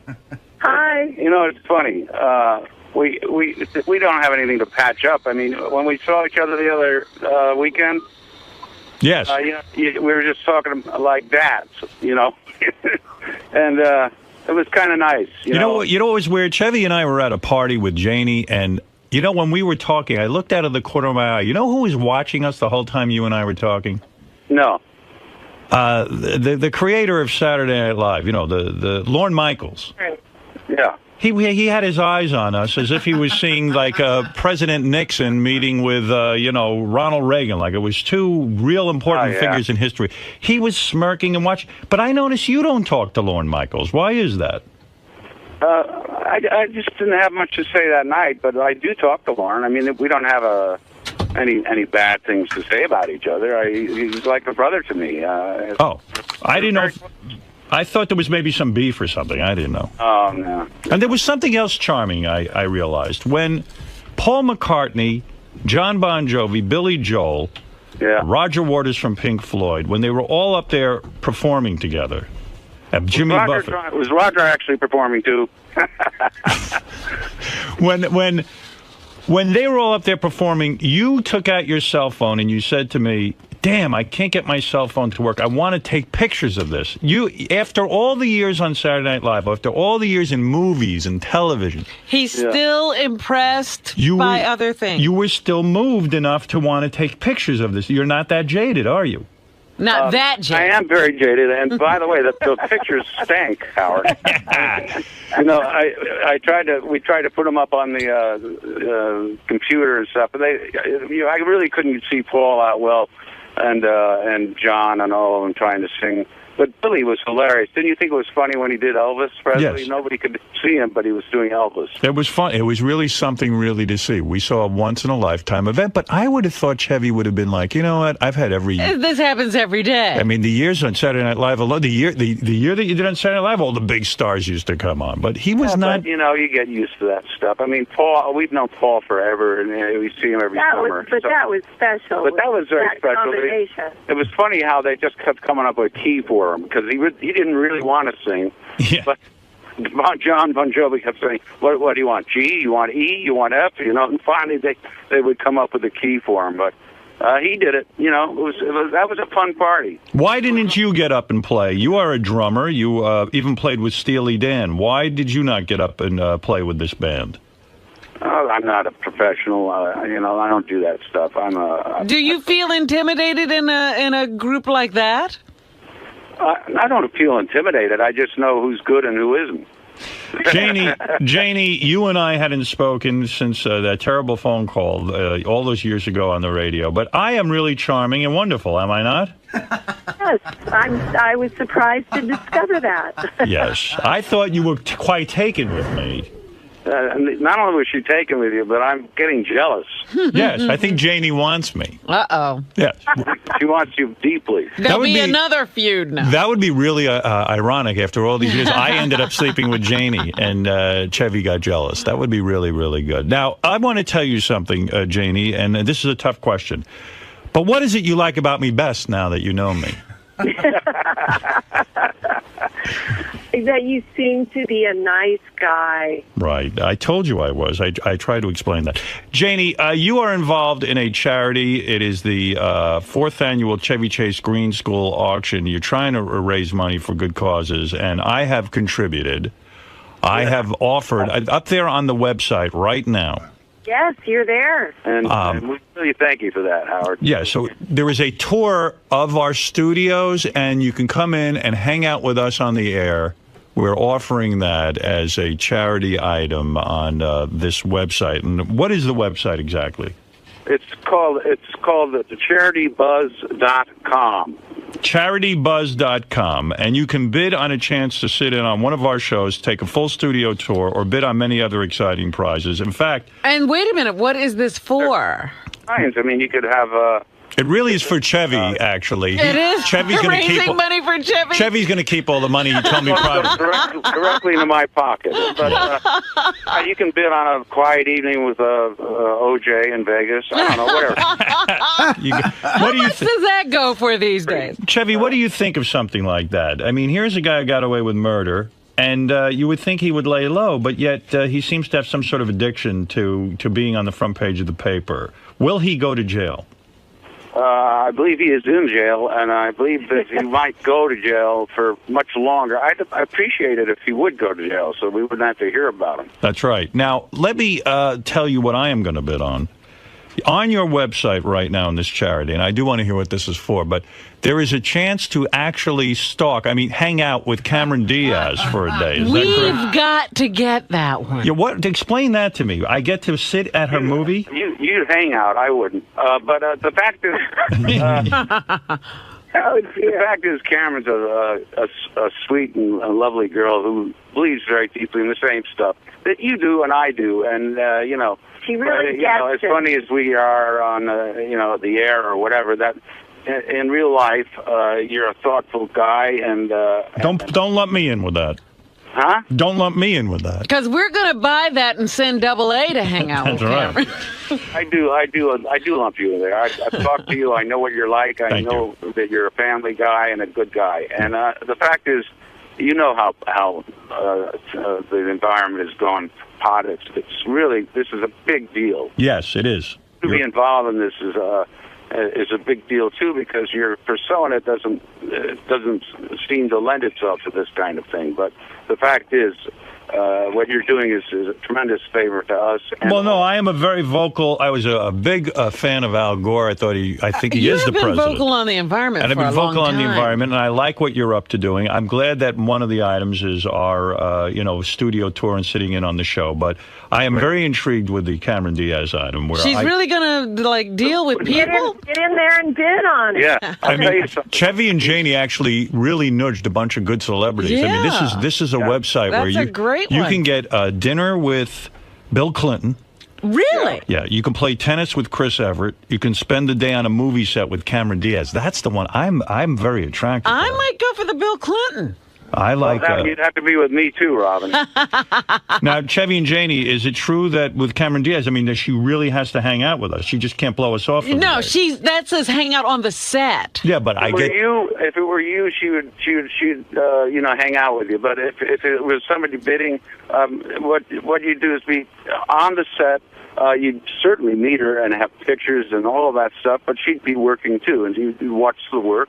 So you can't go into the trailer with her and try to you're not seduce going to her. be her shadow. There's no. Go into the trailer and watch her underwear. How much to bang her? Yeah. Artie, you want to bid on banging Cameron I mean, Diaz? that would raise a lot of money. I mean, if the prize don't was have to that prize. actually have sex with Cameron Diaz, Has any charity ever offered that? I'd pay $100,000 for that. to Chevy, bang. isn't it true if Cameron Diaz really cared about the environment, she'd have let one of my listeners have sex? You have to use your visa, I think. That is correct. Now, so this is for a good cause. It is to help the environment. You guys have been doing this for 4 years. Up on CharityBuzz.com, not only do you have the right to come down to our studio if you get this in the auction. Now, has the bidding started? I'd like to come down sometime and see your show. Yeah, well, come on down. That'll only cost you. If you bid, you will be in on it. Okay, I'll bid. I'll bid. We'll go up against each other. All right, so this is a very good cause, and you have all these different items. And how's the marriage between Chevy Chase and Janie going? Are there ups and downs, or are you two still madly in love? It's amazing, Howard. I mean, to be honest with you, it's rare that you get a marriage that lasts, 27 years. Yes. That has always been just, we love each other very much. You left Saturday Night Live, I believe, from what I've read, and you can correct me on this. You left because you fell in love with Janie. Janie wanted to live on the West Coast. No, That was wife another number girl. 2. I'm wife number 3. You are? Chevy's been married 3 times? I was married in the 60s for a short period of time to somebody I don't remember. And and then for an even shorter period to a girl for about 9 months or so as I left Saturday Night Live. How did that? Now, wait a minute. Tell me about this second marriage. You're saying he changed his whole life for her, and Yes. it only lasted 9 months? Chevy, that's crazy. She wouldn't leave L.A. Oh, she wouldn't. And you went there, and you left Saturday Night Live. Everybody but me knew that she was the wrong girl. And nobody told you. Your parents didn't tell you. No one advised you. Parents shouldn't have the hell. Well, did anyone say anything to you ever? No, nobody wanted to be. Lauren was not confrontational about that stuff. He was just a good friend and a close friend. And I know that he would like me to have stayed. Had he really reached out and said, "Jeff, this girl's wrong for you. I need you," I would have stayed.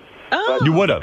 That's not the way Lauren is. He's a very giving and supportive fella, and I don't think he wanted to lose me at that time, and I didn't really want to leave, but I was very much in love. But when the marriage ended after 9 months, did you say to yourself, "Oh, for Christ's sake"? I mean, I left Saturday Night Live. I might have had a fun second season. What was I thinking? I mean, that had to drive you insane. It did.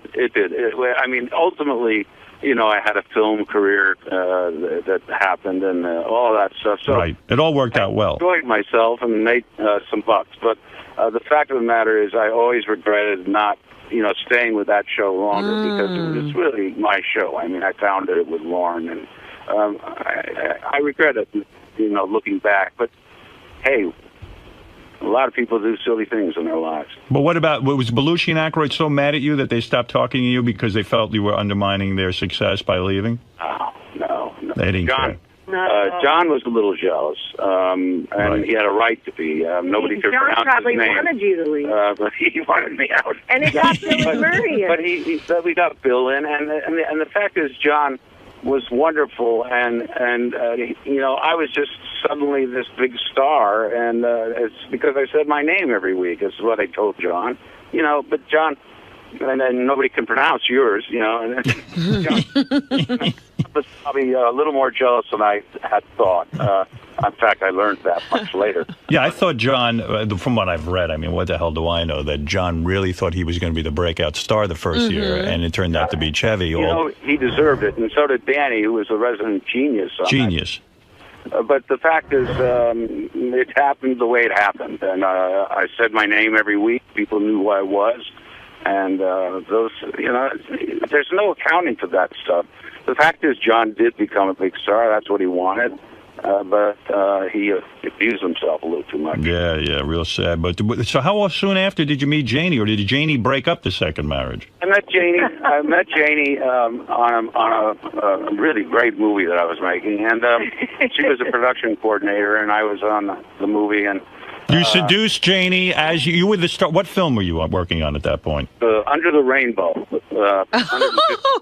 Oh my goodness! Under the Rainbow with all the midgets. Yeah. I mean, everybody on that film was on drugs except for me. Including Billy Barty?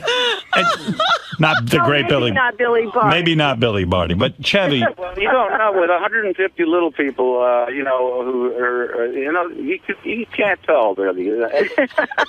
Chevy, you saw Janie on the set. She obviously was attractive. Yeah. And how long did it take you to get her in your trailer and seduce her? I never did anything with her in my trailer. I did it immediately in the office. In the office, you nailed her. I was very polite, and I took her out on a golf cart one day for a little tour of the studio grounds and got lost and got sort of embarrassed. But we went out for a couple of dates, and I don't know, somehow she liked me. The first time he asked me out, he said, he came over, and it was for the premiere of Seems Like... Well, actually, it was like the third time, but the other times didn't... I don't know, he kept trying to get me out.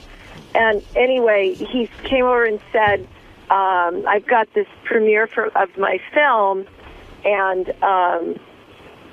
oh, sorry. Anyway... Yeah, but Janie, this is a man who's very famous.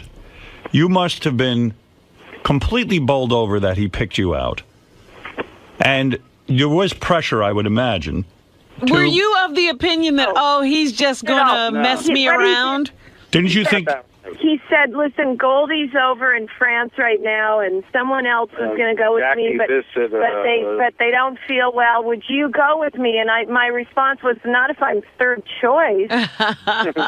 So did you put out... Janie, did you put out quickly for Chevy, is the question. No. How long did it take Chevy to get in your pants? It took me, it must have been, 4 or 5 hours? Was it 5 hours? Was it that many hours? That must have been insufferably hard for you, Chevy, to wait 5 hours. Chevy, were you a ladies' man back in high school? I imagine you were the popular guy with your gift. I was very extremely gay at that time. You were. And then when did you stop being gay? I stopped when I realized there were girls. Oh. Now... but, Chevy, you had your share of famous women before Janie. You got all that out of your system, right? As far as you know. Yes. I mean, didn't you make love, if I may ask, Janie, and this is, did you make love to Cheryl Tiegs? Who? Cheryl Tiegs. I don't know. The famous model? Never met her. Really? Yeah. Oh, someone had did you get your share of famous women before you married Janie? I may well have had some dalliances with people who had a good name. Janie, did he discuss every one of them with you? Did he brag to you on the first date, Janie, how many women he had and gave you a list of names? I wouldn't have been impressed. It would have worked against him. Right. So you don't want to know the women he's made love to? No. Janie, you've never asked him in the privacy of your own home? In the privacy of our own home. She's never asked me. You know, we don't talk about that stuff much. I brag to my girlfriend all the time. I tell the dogs. Yeah. But you tell the dogs? Yes. To anyone who will listen. But you don't regret having gotten married, even though you had to walk away from that kind of exciting sexual life. Man, I've got the best girl in the world. Oh, I like this. Very nice. You two are a good couple. I am. Yeah, we could tell how solid you were from that phone call. Yeah, you even stuck up for each other. Yeah, we love each other a lot. Well, I'm very happy for you, and I'm going to tell you something. You were always good friends with Gerald Ford. I am one of the few people who will say this. I thought Gerald Ford was a good president. Underrated. Underrated. I do, and I've always said that. He was a sweet guy, actually. I liked him. Now, you got to check out this 4th annual Chevy Chase Green School auction. You two ought to come in one time so I can really get into this sexual... Oh, God. You know what? We will. And that's a take, man. Do you have got to get out now because we got to go do this show. But you're doing Martha Stewart's show? I got to thank you so much for doing this for us. All right. Thanks, Chevy. Thanks, Janie. Thank you. Bye-bye. Bye-bye. Bye. Bye, guys. Who would ever have predicted that? Oh, this is crazy. Well, that's what happens. You hang around long enough. Stay here and it'll happen. He actually called me the other night and left the funniest phone message I've ever heard a human being leave. Really? Yeah. I was laughing out loud. And I don't do that often. If he comes in, I should save that message so that I could get his permission to play that for you. I would love to hear that. He accuses me of being a Jew. He How dare he? Accuses me of wrecking his career. It was the funniest thing I ever heard. Up next, by the way, and this is even more exciting, Kathy Lee Gifford is going to come in here and lick my balls. Well, we haven't been here that long, have we? No. I don't think we'll ever be here long enough for that. How long will that take?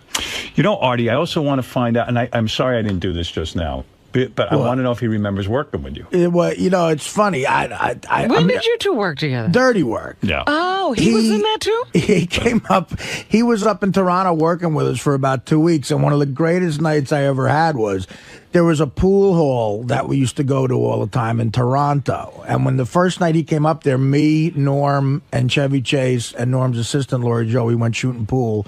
Norm and Lori Jo bailed, and it was just me and Chevy Chase shooting pool together. Wow. For about an hour, and then we walked back to our hotel, and I was just asking him questions about Belushi, just picking his brain about stuff that I wanted to know about, and he was so nice. He talked to me for 3 hours together by ourselves. He probably does remember that. But then, you know, he did so much funny shit in that movie that they cut out, just physical stuff. Yeah. And, you know, he was a nice guy to me. Wait a second, Artie, I have to interrupt you. Billy Crystal's on line 3.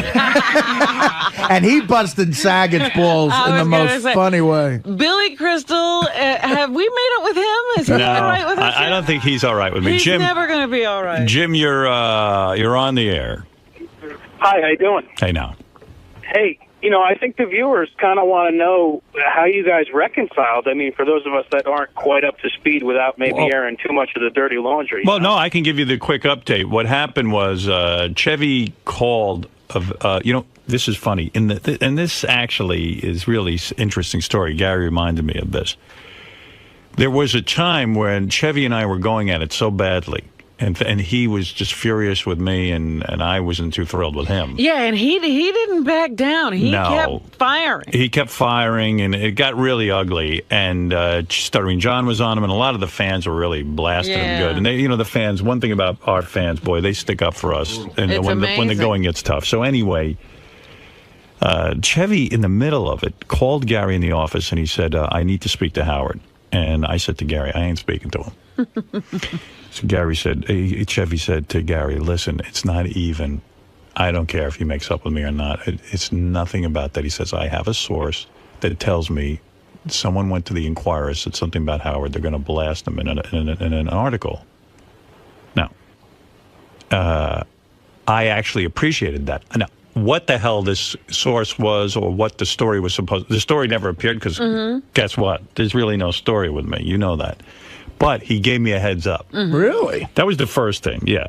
And then what happened was several months later, Chevy called Gary and said, listen, this whole feud thing is really getting to me, and it's just silly already. Any way to patch things up.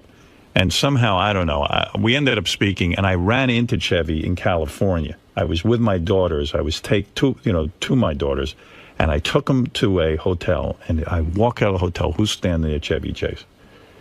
And we started talking, and we worked things out. And he said, yeah, I said some shit about you. I'm sorry I said it, and, I don't know. And I said, yeah, man. And he seemed like a really decent guy. And, he is Chevy Chase and Saturday Night Live. Right, it's... That whole thing. And I'm actually, a big fan of his work. And I have a lot of respect for what he did. And the fact of the matter is, so we worked things out. And I came on the air and I told Robin that I ran into him, and, and we just kind of dropped the whole Chevy thing. Yeah. And, and it's been a slow... Yeah, sort of, So warming. I got invited to this party this summer that I told you about on the air, and all of a sudden I see Chevy and Janie walk in. And Janie, I've never reconciled Right, with. no, there were never any discussions with Janie. Janie was still angry from the phone call. I'm standing there at this party with my daughter. I'm talking to Bruce Springsteen, and now all I'm doing is focused on Chevy and Janie coming in. And I'm is watching, that woman going to attack me? Yeah, I'm watching, and the two of them see me, and they get into a huddle, and they start talking. And I'm thinking to myself, they're probably saying, maybe we're going to leave, right. or I didn't know what, or we're going to go confront him, or what. I didn't know where things stood. Janie was just waiting for this opportunity. And then as the party went on, Chevy came over, and we were talking, and all that, but Janie wouldn't come over. Well, later on in the party, Janie did walk over, and she said to me, hey, Howard, what's happening? And blah, blah, blah, blah. I'm Janie Chase. I said, oh, hey, Janie. I said, look, we've never had a chance to talk. I know things got really weird. I said, but boy, we sure did some good radio together. She didn't really. Yeah, she goes, well, it was good for you. I said, yeah. And I said, well, gee, I feel awful about how this all went down. I've had a chance to reconcile with Chevy and all of this. And she was really actually lovely, made it easy, and started asking me about my kid who was here and all that kind of stuff. And yeah, the good radio thing, that only ever works with Trump. Right. Yeah. He appreciates that. He does. And then like my feud the time I had with Sam, that blew over, and the feud with Bon Jovi blew over. Yeah. I mean, here I am at Bon Jovi's house. We had a huge feud, it was unbelievable. So it was kind of neat that, it all worked out. And then I heard about their charity with the environment. They were really donating a lot of money and trying to raise money. Got some good stuff up there for auction. Yeah, and I said, hey, I would like to help out. They asked me if I would help out, and I said I would. So that led to this call last night where they thanked me for putting this item up for bid. And again, we welcome anybody to bid on it. It's for a good cause. And come on down here and spend some time with us, to sit in for an hour or something. I'd like to, Howard, but I think I'm going to go for Clinton. I'm going for Cameron Diaz myself. I think hanging out with Cameron Diaz for a day would just be absolute ball torture. Well, I could probably pinpoint the exact time and year that initial phone call happened. Yeah. I'm going to say late July 1988. And the reason I know that is because it sounds so... It's taken 10 years, 20 years to... I went... Me and my friends were such, big fans of the show at that time. And you hadn't even gotten into Philly yet, I think. Right. Or maybe you just got into Philly. And me and my one buddy, Kevin, went away on a vacation. We saved up money and we went to Cancun for a week to try to get laid, which we didn't. Right. And then when we got back, my buddy... Deej, picked us up at the airport, and the big fucking news was that you and Chevy Chase had this blowout on the air, and he told me, he goes, yeah, Howard was telling him, you know, your movies suck now, and Chevy was saying, I turned down 12 movies a day, and you said, I turned down a movie today, and it was like really big news, and I'll never forget that I didn't hear it because he was telling me about it, and that was in July of '88. We went away, so that's probably how long ago we're talking about, almost 20 years. Yeah, it was awesome radio. I mean, I called their house. And it was big, Richard it was big news. And even Chevy in this phone call to me goes that he left me the message saying that if we'd want him, he would come on the show. Right. He said, we're going to be in a car. We're going to do the Martha Stewart show with my wife. But he said, I would be happy to call in. And he said, here's my number. He said, but don't give it to Richard Belzer. So, like, that was 20 years. You know, and Belzer was like, gee, I didn't think Chevy would mind us calling. Right. That was, he made a terrible blunder. Yes, Fred. My question is he still mad at Belzer? He could be, because he did reference Belzer. I don't know. He did? So funny. And him and Belzer have a big history together. They were, you remember that movie The Groove, too? Yeah, that Channel 1? Oh, yeah. They were together working, doing comedy before SNL. Belzer was just... He thought that Chevy would actually have a sense of humor, and he would get it. And Belzer considered Chevy a really good friend. Right. Anyway, so, you know, here's 20 years it's taken to get this thing on track, but nevertheless, the Chases are doing this 4th annual Chevy Chase Green School auction, and they go to CharityBuzz.com. Notice we haven't had Belzer on the show. That was Chevy's demand. And as you remember, Howard, as you remember, Norm had sort of asked you or begged you or whatever to be in Dirty Work for a day, and when I signed on, Chevy Chase was officially on to do the film, and you were a possibility, at least in their head you were. And I was like, wow, that's going to be fun. I'm coming to the set that day. I was crazy. Yeah. It's been such a good source of contention for so many years that who knows what will happen in the future. It'll be great. Yeah, you never know. All right, hey, thanks, man. That's sort of the brief history of how this all went down.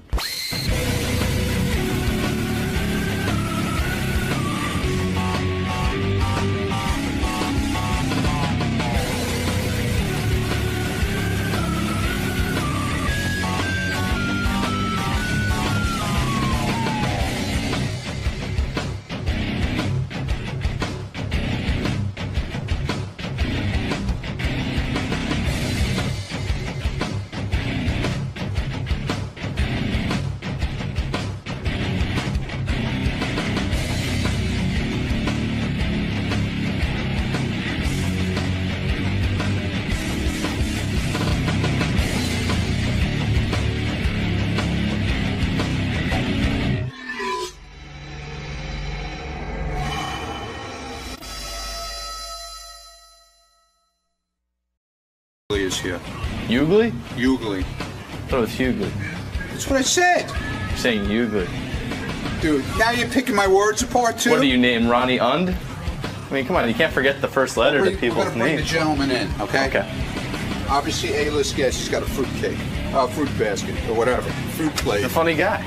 Well, he's an A-list guest. All right. How you doing, man? I'm good. Yo. Okay, man. Hey, man. How are you, man? What's happening? Good to see you. Usually a dude getting followed on the camera like that is being indicted for something. Not you, not you. Watch out. So what's going on with you, man? Are you excited to talk to Howard this morning? Of course I am, man. As excited as you can be this early in the morning. Yeah, it's true. It's the crack of dawn here right this way. Hey, now I'm D.L. Hughley. I'm here to promote my HBO special, Unapologetic, at the Howard Stern Show. I'm very, very excited. Plus, they have a great green room, and you can tell when people are making a lot of money because they have really cool snacks in the green room. Did you get a fruit platter this morning? Absolutely, but you know, you have to share with people. You know, I don't generally like to eat fruit in front of people because, you know, it looks bad. But thanks, man. I'm really excited to come down here. We're going to chop it up with Howard and see what we can do, if we can have some fun. Things are looking good this morning. Absolutely, absolutely. All right, good luck in there today, DL. Thank you, man. Thank you. Gary, bring in DL. Let's talk to him a little bit. See what he thinks about what's going on in the world. DL Hughley, of course. There he is. There he is. DL Hughley. And another guy. Now he's coming in with a bodyguard. You got a bodyguard too. Being in here? Right. You got a bodyguard with you too, huh? Says Ronnie's going to guard you, then I'll guard DL. Is that guy? It's my brother. You got to either pay him or give him a job. Is that your brother, actually? He's married to my sister. Been married to her for like 20 years. Because he came in here, you looked like he was looking for trouble. Right, yeah. You know, big bald dudes always look for trouble. Yeah, I know. How are you? I'm wonderful, man. I really am. Did you get in trouble for those comments about the nappy-headed You know, people got hose? mad. I don't know how a grown man gets in trouble. Like, you know, like, Mommy, did I do something? But people were upset as if, you know, like, all I can do is tell you how I see it. Right. And people like get very like all the shit going on in the world. You worried about what I'm doing, right? Yeah. You know, if you have enough time to worry about what D.L. Hughley is doing, then maybe you have too much free time. Like it's so amazing to me. Like the NAACP just buried the word nigga. Right. Which fucked up 45 minutes of my show. Right. Thank God they didn't do it before I did the special. It would have been fucked up. But, you always use the N word in your own. But now it's people in my family I can't even talk to. You don't call me no more. I don't know what to say to you. But in the myriad of things that is wrong. No, but you said that the girls did have nappy hair, but they were not hosed, and people got on you for that. Right. Like you know, just like I'm watching. You can only call it like you see it. I don't understand why that is. And you're also telling jokes, right. Isn't that the case? And I'm also telling a version of what you never hear men talking about how attractive female basketball players are. Right. Like, you don't not. Like why don't they do that? Because they're not attractive. So you're saying what you think. I've seen a few of them look like they was wearing cups. Let me tell you something. You sometimes doubt whether they're actually right. When you can braid your own hair and palm a basketball, it's not right. Just like you see the girl who's suing Isaiah Thomas. Yes. Like I would just go, come on now. Well, I keep looking at. I said maybe she takes a bad picture. She looked like Dale Davis. They keep saying he found her attractive. Oh yeah, right. But even in the testimony, they say, well, she is a very attractive woman. Yeah, they keep saying. I don't understand what's going on. You know what? Let me tell you. I would just walk out. How do we know you didn't sexually? Because I can see, Your Honor. That's why. Then they would dismiss the case. Did you see the woman testify? I was sitting at my desk polishing my nails, and Isaiah came up and touched me on my dick. And then, I knew at that point. Again, you know, she was a college basketball star. Yeah, right. Proves your point. Right. If you can dunk, I'm not going out with you. Yeah. You don't want to go out with a girl who can dunk. You're absolutely right. It's annoying. But it's so many things, and every time I turn around, people are all upset about shit that we know.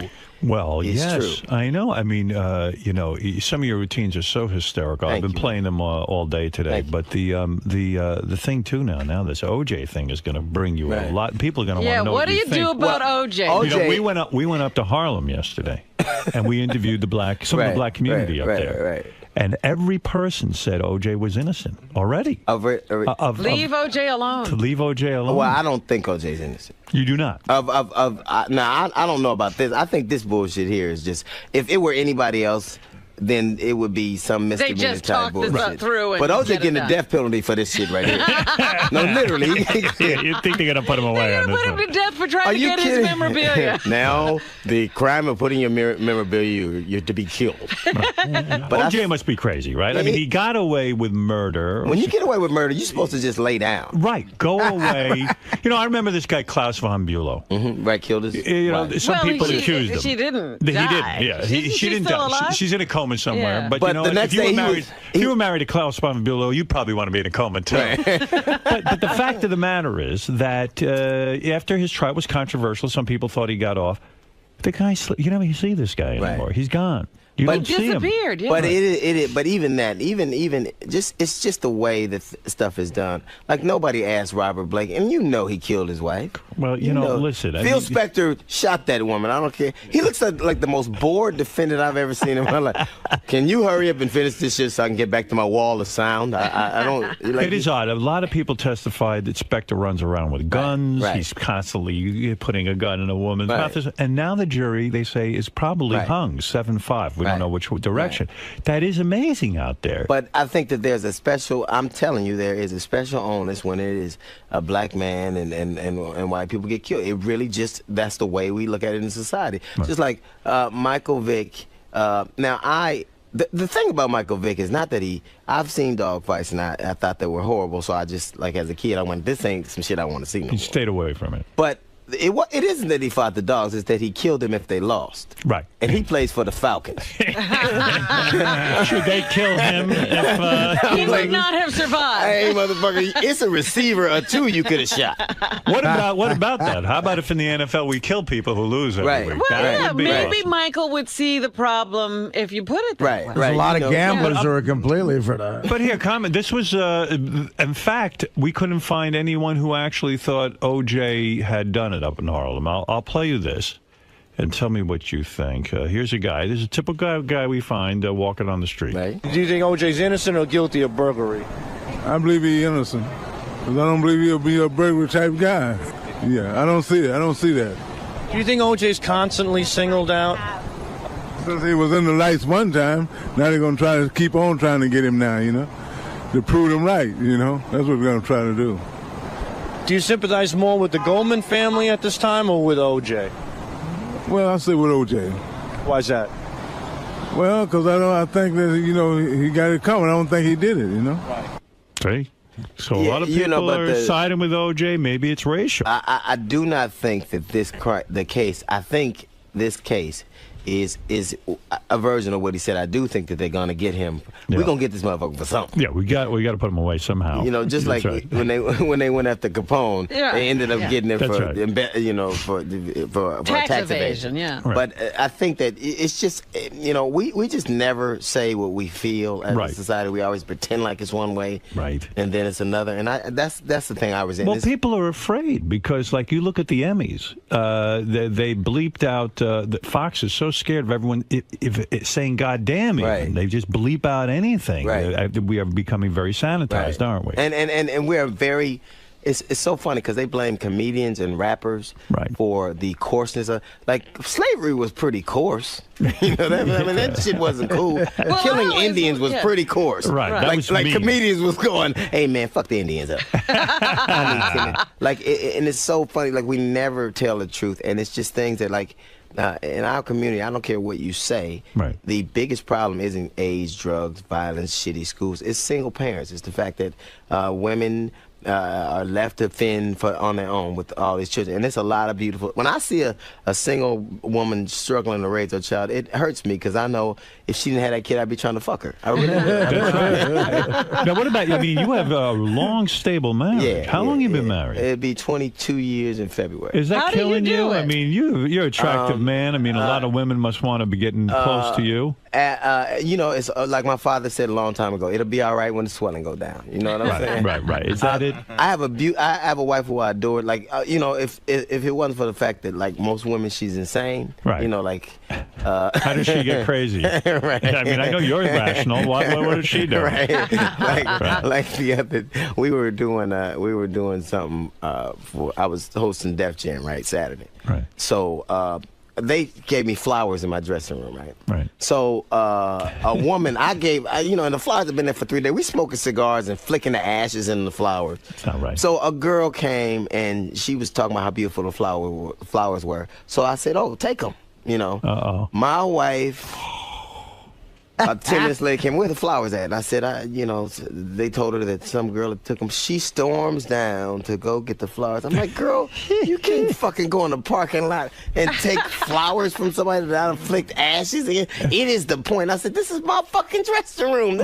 So it's just irrational. Do you think she got jealous that you were somehow... You're giving flowers to another woman? Yeah. But it wasn't even... It's her flowers. Yeah, I didn't even care about them. Of course. I could give less than a shit about these flowers. They had been there for 3 days. So then you go, hey, what's wrong with me? Why did I marry this woman? Do you ever doubt your decision? No, well, you know what? I tell you, honestly, not to kiss her ass. If you have to spend your life with somebody, and I have a wonderful woman. My mistress gets on my nerves too, but I'm telling yeah, you got a lady on the side. They all get on your nerves. All right, these motherfuckers here. I got kids that get on my nerves, but you got a lot of kids. How many kids you got? I have 3. I have 3 a kids. 20-year-old. No kidding. How old are you? I'm 43. No shit. Yeah, and she goes to Smith.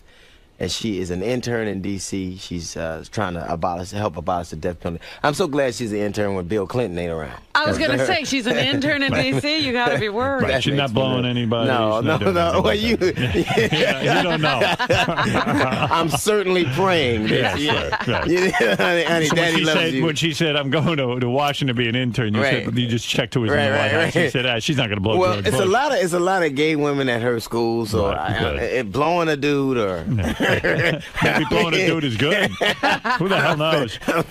You know, I still don't understand. Honest to God, and I'm not saying this because you're here. Right. I don't understand how you didn't get that late night show job. I'm talking about From- CBS yeah. after Letterman. You were up for it. And the Craig Scottish Ferguson, guy. the Scottish guy. I see you as much funnier. Well, I don't know what happened, but I do know this, that I think I worked hard, and like to me, the greatest thing I get to do is I love being on stage. I love seeing shit, and so if they didn't feel like I had what it took, and I know that I wouldn't have. I ain't gonna ever be softball. I'm sure I'd have got in trouble for saying something. Yeah, so you I'm probably sure. would have been off the air anyway. Right. So it's good you didn't get the job. I'm fucking canceled. Yeah, they would have thrown you off for the nappy hair stuff. Right, and like, because a guy, you know, it's so funny because I'm the son of a nappy-head man. Right. And a nappy-head woman. And I have nappy-head children, but I can't talk about and I have nappy-head, but I can't. When did nappy hair become a bad thing? And the dude who is leading the protest got a perm. Ain't that a bitch? That's wild. How the fuck Sharpton you with gonna that perm. Right, How the fuck you gonna have a steps up, hair yeah. from that Aunt B from Andy Griffith had, and you trying to tell me? Are you surprised that Al Sharpton has a perm? I mean, if you are a leader, you know, quote unquote leader, civil rights, this and that, why would you try to make your hair like the white man? How are you supposed to take that guy seriously? No. See, when I don't he take goes, any grown man, and I mean this, that needs a leader is already behind. Yeah. Yeah. Who the fuck is the white leader? Who's the Mexican There leader? is no white leader. Who's the, you know, and if you're gonna lead, do some shit that matters. You know, like now they trying to boycott rap. Like now Master P wants to start a rap label with no profanity, and I'm like, motherfucker, we had it. It's called jazz. Nah, we don't want that again. Nobody bought that. Nobody bought that. I got a Grover Washington CD. What the fuck? But I've asked Sharpton about his hair. I've said to him, Al, why do you wear your hair in this style? It's really like a white guy. And he blamed James Brown. Yeah, he blamed James Brown. He goes, well, James Brown did it, and I wanted to honor but James Brown. did it in the '60s, and it was a different time. Yeah, you know, it really is. It was a different time. It's just like even everything he does is almost antiquated. Like boycotting in front of FYE, which is cool. Right. Except that most kids don't buy their shit on. They don't go. They steal it off the internet like everybody else. That's right. And it's not going to have an impact. Right. What the fuck are you boycotting? So that'll be out of business. And that business model is out of business. It's antiquated. Nobody goes to record stores and buys fucking CDs. Record stores are over, so standing in front of them is kind of missing the boat. It's just to get on TV. Like to me, it's just like now they like rap. You want to like Walmart. You can't go to a Walmart and buy a record that has profanity or violence, but you can go to Walmart and buy a gun. Absolutely. You can't get the 350 cent album, but you can get the 357. It's wild. So why don't you? We want to ban songs about guns, but not guns. So it's just, if you want to start, It's hypocritical. It really is to me. See, if I was a black man, I'd wear my hair like you do. Right. I like how you do it. Now what is that? That's It's, like it's stress and tension. No. You're doing something with your hair. No. Like They wash cornrow. it. They wash it. Yes. Twist it and untwist it. That's what I would do. That's all it is. I like that style. Me too. And I got curly hair. Yeah. What? I wear it curly. For years I tried to straighten it like Al Sharpton. But I say you got to go with what you have. You were It's a spending good hours look. in the beauty parlor. Hours. I mean, for what? I'm not going to look good. With your hair all wrapped up. That's If why my you hair's straight, I'll get girls. Right. It's not going to happen. Fuck this. I'm just gonna get rich. Then they won't care. Yeah, that'll Then get they me won't some give girls. it. Absolutely. That's the way Rich you will do it. straighten out anything. Are you fucking kidding? Have you ever seen somebody that had a beautiful girl? You go, God damn, thank God he has money. Yeah. Thank God. Because when I saw that, Robin does that with me. So you are very successful. I mean, your stand-up comedy is rock solid, right? Thank you. I mean, Yeah, it and is. now you got this special on HBO. Right. Okay, so we should promote that. Unapologetic. Right. This Saturday night at 10 o'clock on HBO. That's a good name for your special. You don't apologize to any Right, man. but you know, I had people like that came out and protested me like, you know, Christian groups, and I'm like, man, really? For what? Christian groups? What'd you say? For the 𝗵𝗲 comments, I mean, I got protested like people, Christian groups would come out and protest me, and I was like, if you're a Christian, forgive me. Yeah. Yeah, right. The Christians are the worst. Right. Like, aren't you? If you forgive me, but it's just like you actually made a sign and protested me for having an opinion.